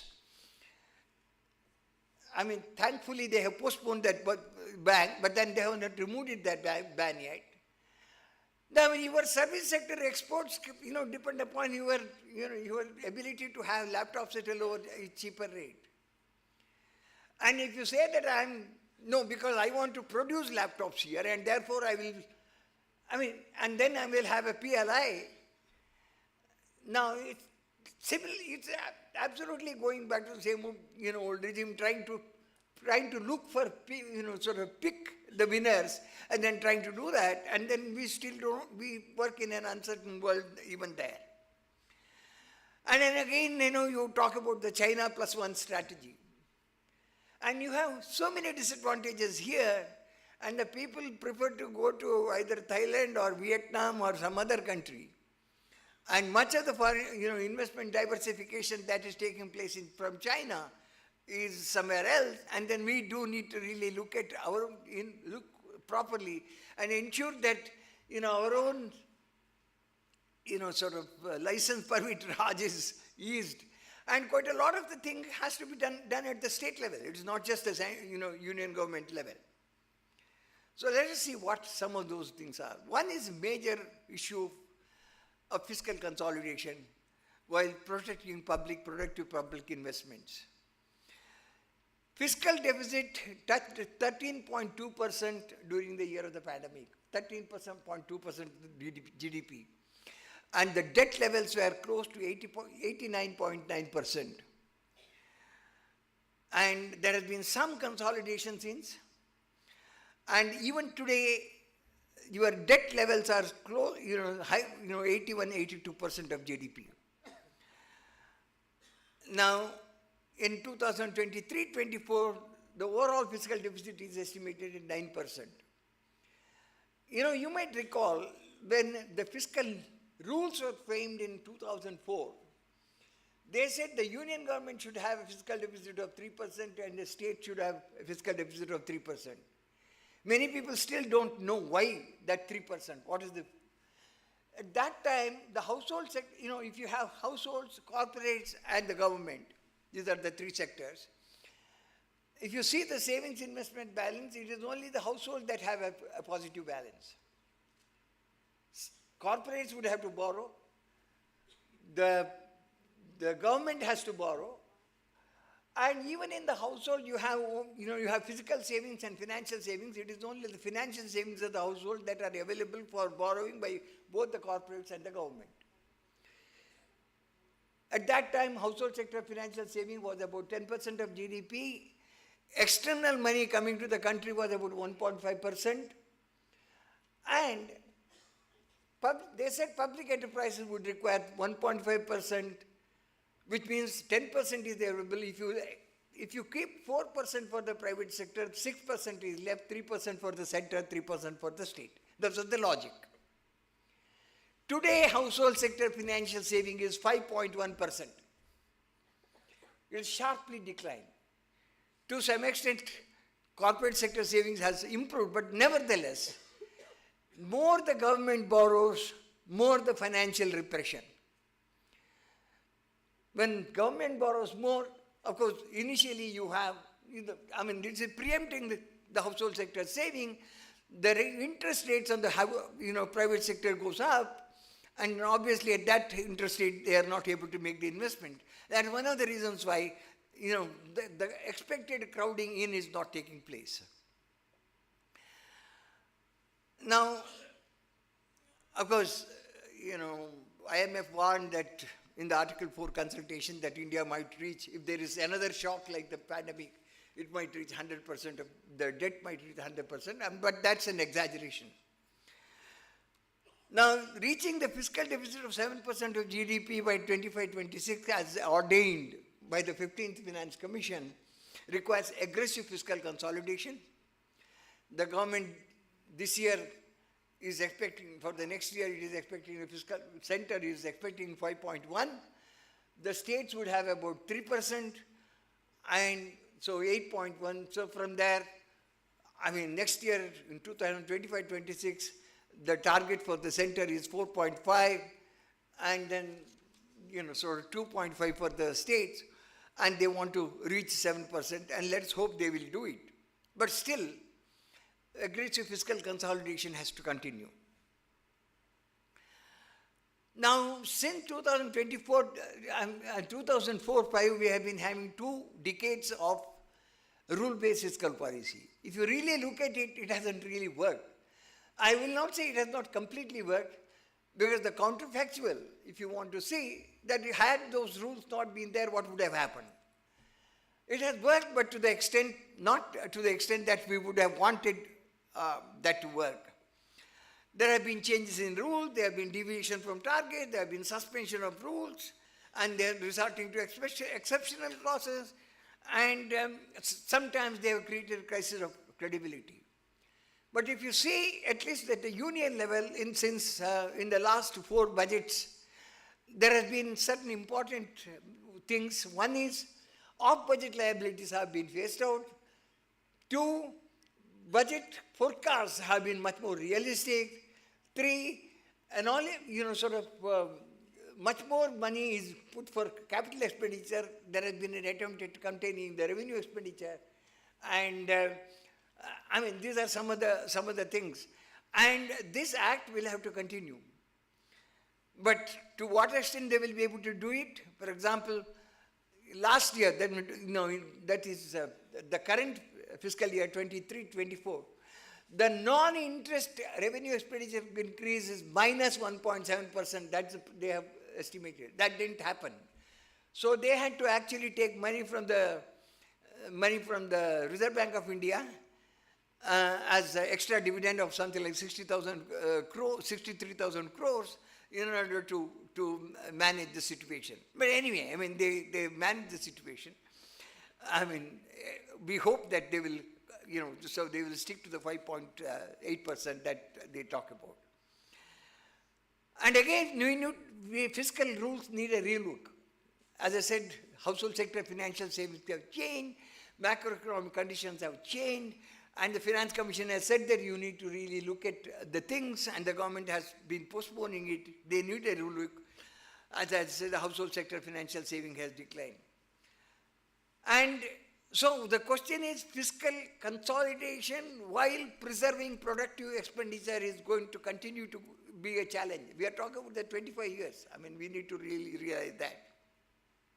Not only that, there has to be much greater amount of spending on education, healthcare, and human capital, skill creation, and phasing out fossil fuels. We are talking about the sustainable development. Now, quite a lot of it has to come from the states, but at the same time, ultimately the fiscal space is limited. So there will always be some jostling, and there will be things of that sort. So we'll have to continue to talk about phasing out fiscal reforms, and we need to ask a question: what is the role of the government? The basic role of the government, the minimum public dues that one you're talking about, is protection of life and property of the people, protection of property rights, enforcement of contracts, and that. We don't do that. But we do run hotels, we do run telecom companies, we We run all sorts of public enterprises.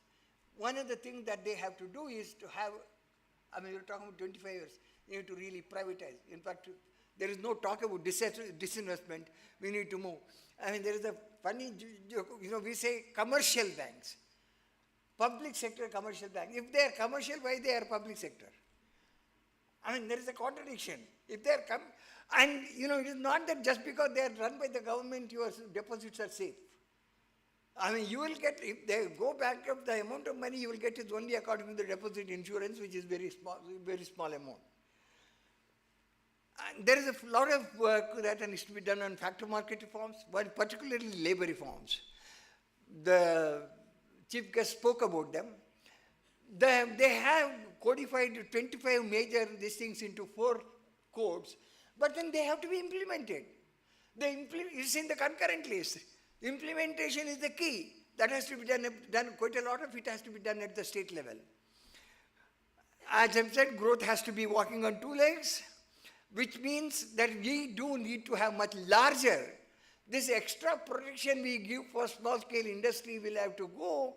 Small scale industry will have to be allowed to or given incentive to become a medium and large so that they become competitive and they can use modern technology and they can be, they can increase their exports.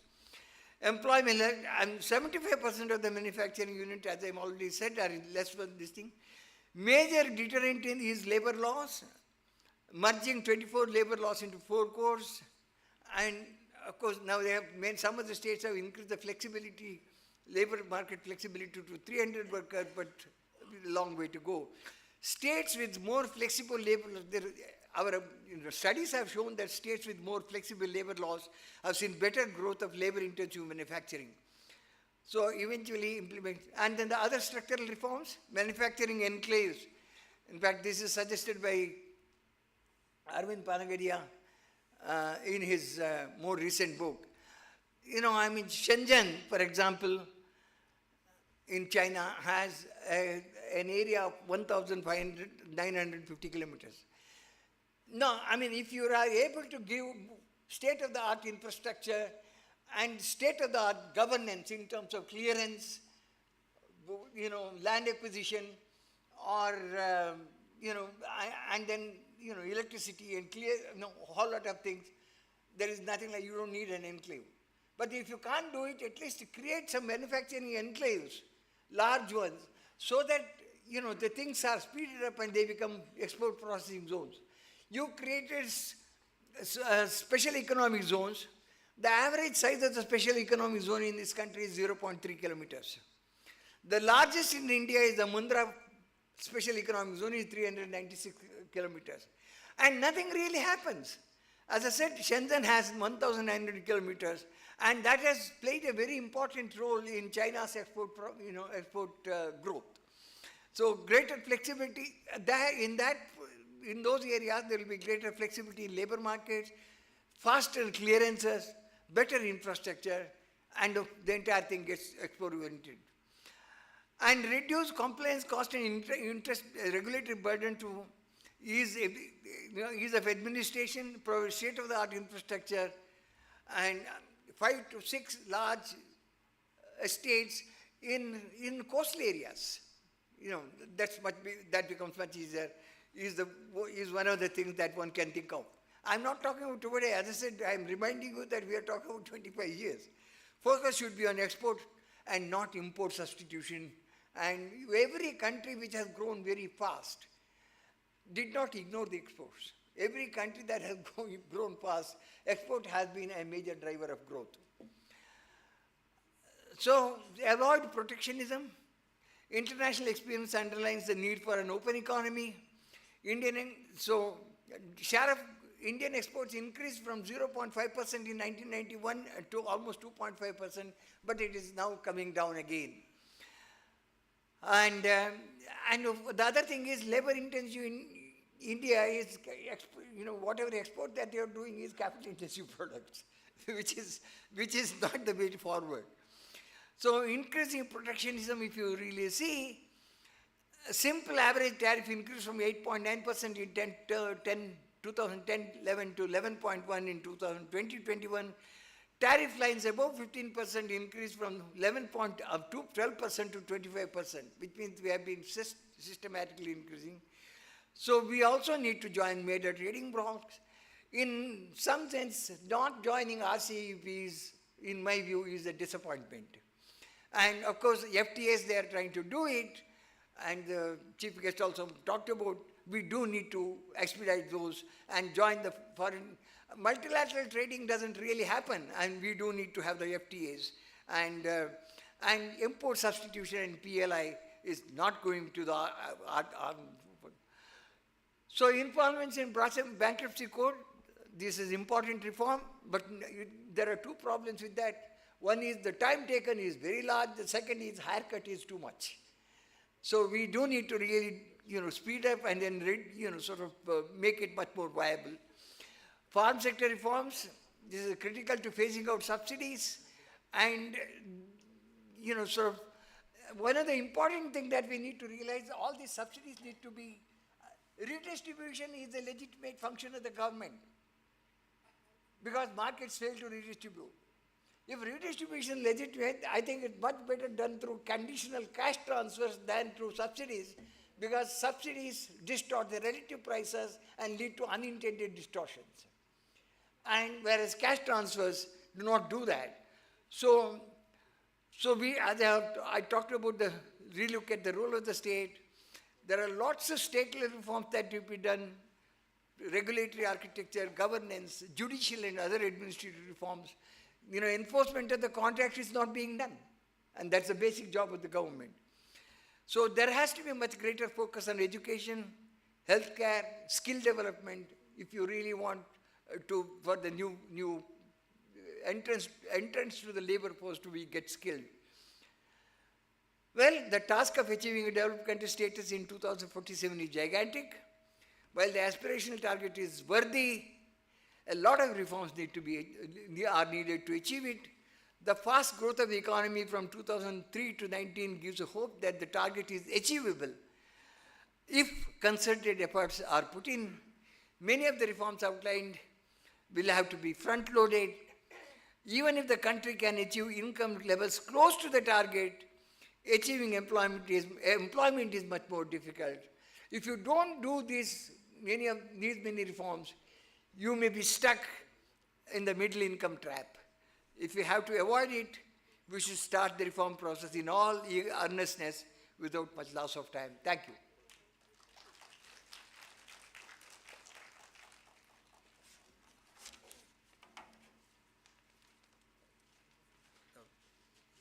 Thank you, Professor Rao, for bringing the attention of the audience to several numerical exercises involved in Viksit Bharat, or what one call Vikasita Bharat. The target is aspirational, certainly, but we have to move towards that. Whether we do it by 2047 or a couple of years more, that is a different matter. But I think more than all this, what he has told is about reforming various sectors, about developing different institutions, and that possibly will be the critical factors on which we have to take measures. Otherwise, the aspirational target might not be met at all. Several countries have faced that. Several countries have been trapped in the, what they call the upper middle income trap. So with that, it was indeed very interesting to bring into attention several aspects, particularly the reforms, wide-ranging issues he talked. So can we have some questions and answers, please? What we will do is we will take up maybe 3 questions at a time and have 2 rounds of discussions, if time permits. Yes, please go ahead. Do you have a mic? Yeah, thank you, sir, for the opportunity. So I have 2 questions, sir, regarding this fiscal consolidation. Before this COVID-19, we have this demonetization, and successfully we have implemented the GST, and then we have this COVID-19 and lockdown of the economy. Do you really suggest that we should go for the fiscal consolidation at this point of time? And my second question, sir. Please tell. Yeah, my second question to that, we have actually, it may be little different from your presentation, but we have a three-tier of federal structure. And you have also worked in the different finance commission and all. So our third tier is actually languishing. So do you recommend anything sort of like 60-40 or 2% or the Kelkar committee's report, or why this third tier is languishing in contributing to the growth? Thank you. Yeah. Any other question around this topic? Yeah. Actually, we talked about the fiscal reform programs, the Fiscal Responsibility and Budget Management Act in 12th Finance Commission. And during that time, some targeted ratio, that is the fiscal deficits to GDP ratio, then the debt to GDP ratio, and the optimal rate of growth, it was already pointed out. But it is seen that subsequently in different finance commission's recommendations, there is dilutions of those targets. And gradually, that means there is an increase in terms of the targeted ratio. So what is the reasons behind it? On this topic? Okay. Okay, this is the last question on this topic. This component. We are quite aware that India is one of the most corrupted countries in the world. And in such a country, when the investable resources are diverted and it is not properly invested, how can we generate employment opportunity and how the development will take place in the way we are calculating? This is my concern. What is the investment resources diverted? He's telling how to generate employment opportunities. No, that is. Will you repeat your question? The investments are diverted. No, the investable resources are not invested, and therefore the quantum of development which are projecting may not achieve as envisioned, as decided. So how we can tackle this critical situation so that the investment will be proper, which will lead to multiple effect of developing the economy to a Viksit Bharat? Thank you. All these are very important questions. And I'll try to answer them. Not that I have answers to everything under the sun. Now, in fact, the question that, the last question that was gives a partial answer to the first question that was posed on why do we need to do the fiscal consolidation.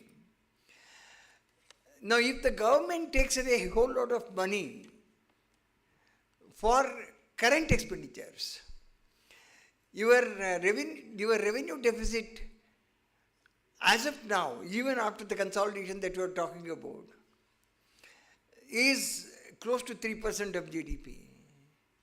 And if, now it's about 2.5 or 2.6% of GDP. Now, the investable resources are being used for current expenditures. And if that happens, then obviously the investment, so you need to really look at, do we need to do the fiscal consolidation? If you really want the private investment to come up, you need to really have aggressive consolidation along with preserving the productive investments. You need to continue with aggressive fiscal consolidation along with continuing to spend more on infrastructure spending. I mean, there is no choice there. And that is the reason why we need to look at your whole lot of things about subsidies, transfers, and various other expenditures that you have. Do you really have to give something like 70 to 80,000 crores to BSNL, MTNL every year? I mean, do you really continue to run these public enterprises every year? I mean, some of these questions that we need to really ask, and that is why I raised these questions. Fiscal consolidation is not an option. It is an imperative. And why is it an imperative? because the total borrowed resources are, borrowing space is limited. As I said, the only space that is created by the household sector financial savings. Now, JP Morgan has said that it's the Indian government bonds can be sold, you can take it abroad.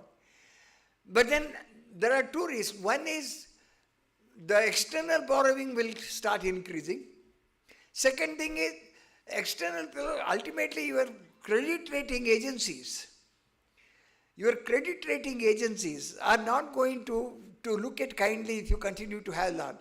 Do you know today at the central government level, the central level, the interest payment constitute 40% of the net revenue?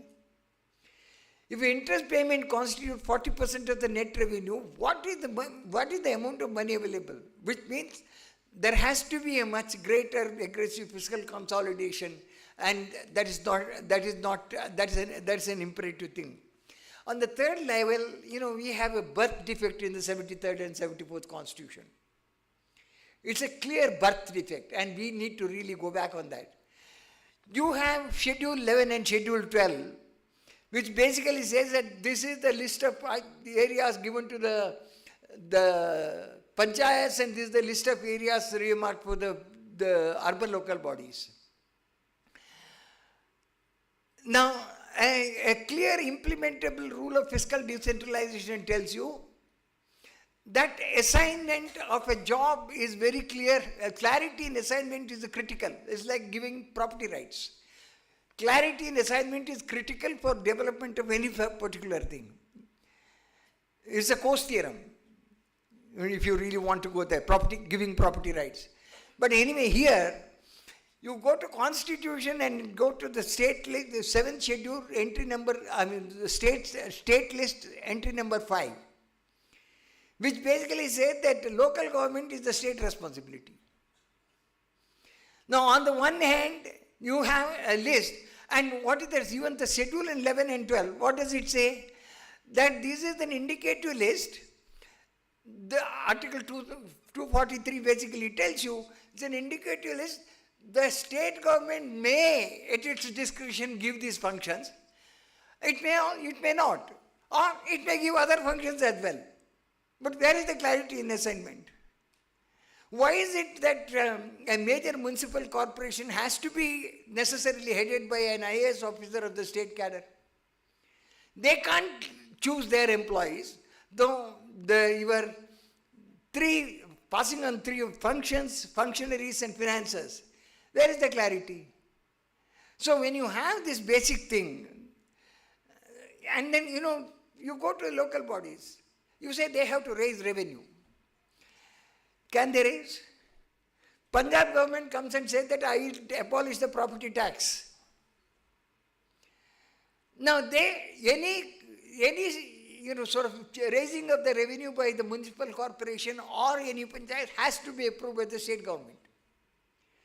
That is one of the reasons why in the 13th Finance Commission made some 9 conditions for the development of they looked at the Kerala model and said that, oh, this is a functioning model. In Kerala model, revenues are not raised. The state government passes on the money for asking the local government to implement the schemes. Revenue raising is done. And the same thing they wanted the whole country to adopt. They gave this thing. In fact, when we were deliberating in the 14th Finance Commission, Mrs. Sushma Nath, who was a member, she said when this particular recommendation came from the 9th Finance Commission, she was extremely happy. Why? She was the expenditure secretary in the government of India. She knew that the money need not be given. Because the state government will not implement these recommendations and money will not be given. Yeah. Money will be the same. That is the reason why the 14th Finance Commission did not give any recommendation, any conditions. But the 15th Commission has come and given more conditions, entry-level conditions. What happens is the money will be saved by the government of India. So, you have a whole lot of other problems. We need to really relook at the entire scheme of local government reform. I'm sorry it's a long one. And the third one is FRBM. I already mentioned about the dilution. There have been changing the targets. You know, from 2004 to 2007, the targets were full. 2008 was the election year. They had three major proposals in the budget: farm loan waiver, pay commission recommendation, and expansion of the National Rural Employment Guarantee from 200 districts to the whole country. And obviously, the budgeted fiscal deficit was 2.5%, and oil prices increased in the meantime to $165 a barrel. What happened was that this year we ended up with 7.5% of GDP fiscal deficit at the center. And thereafter we have never looked back. And then you look back in the sense that you were never anywhere close to the target. So they have been revising the target. They have been suspending the target. They have been doing this. So that is one of the reasons why in the 14th Finance Commission we said the problem starts with the improper forecasting and then improper implementation, and not, you come up and saying that, give a smart city project. And there is somebody who has done good work. Has anybody defined what a smart city is? What does it entail? And how much of money should be paid by the center, states and union territories? Is there any clarity on that? I mean, it just goes on. Now, any specific purpose transfer, if you want to give, the objective is to ensure a minimum standard of service. For any of these centrally sponsored schemes, either anywhere we have ensured a minimum, we have specified what the minimum standard of service is. No, I mean, it's gone on. Anyway, I mean, one can go on with that. So there has been a dilution, and that is one of the reasons why the 14th Finance Commission said that you need to have an institution of what is called the fiscal council. But in any case, the government of India doesn't want to institute a fiscal council. They have not, sort of implemented. I mean, it's a much larger issue. I would prefer not to go on with this. Yeah, I think, thank you, Professor Rao. I am under instructions that we cannot take any more question. I'll only have two observations, 2-3 lines. One is there are two factors which we possibly have to take into account when we make some mathematics. One is the TFR, total fertility rate. That's possibly at the all India level it is likely to stabilize. And that might give us some hope. The second factor is the differential inflation rate between global inflation and India's inflation. And that will mean that our depreciation of the foreign exchange rate doesn't have to be at the same rate as inflation, which means there is some scope again to adjust the nominal GDP by dollar exchange rate. So these are some of the things thought that is there, but I do perfectly agree that the kind of wide-ranging reforms that Professor Rao has outlined, we have to seriously think about it, recalibrate it as per the emerging situation, and move forward. But in all these reforms, I think one line has to be emphasized: the judicial and administrative reform. Thank you. Thank you, sir. I request our volunteers to bring the memento. Sir, I request Professor Manoj Panda sir to felicitate Professor Govind Rao sir. Sir, please. Photo.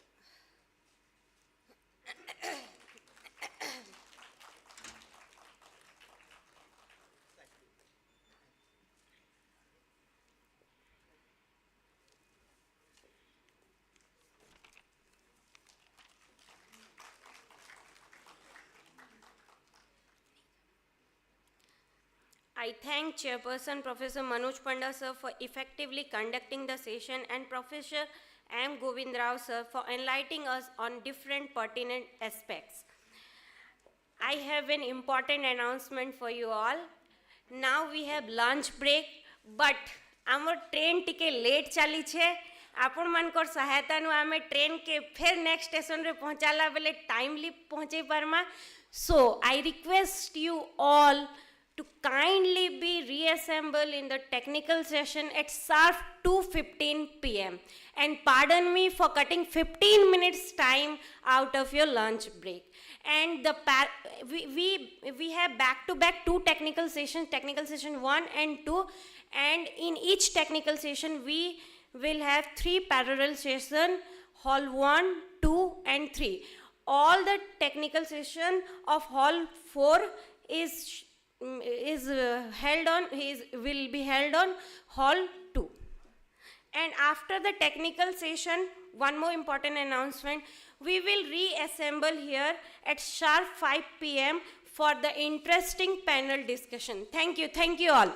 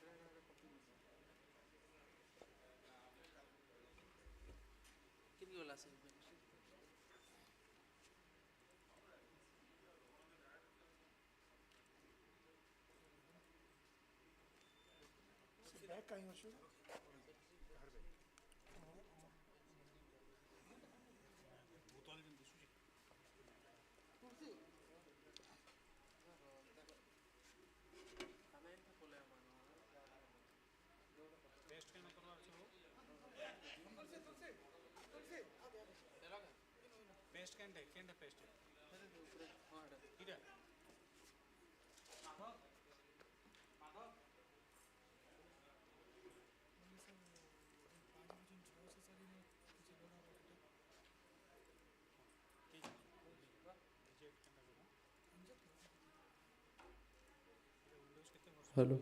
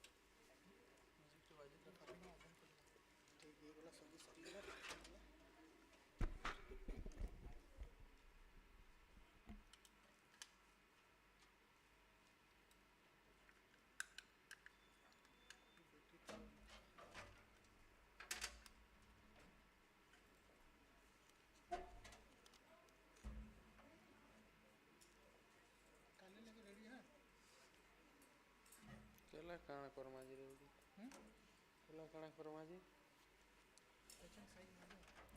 ଧର ତ ଧର ଦେ ରେ କିନୁ ହେନୁ ରଖି ଦେ ମାଇନୁ ଇତି ଉପରେ ରଖି ଦେ ତାର ଉପରେ କିନେ ମାନେ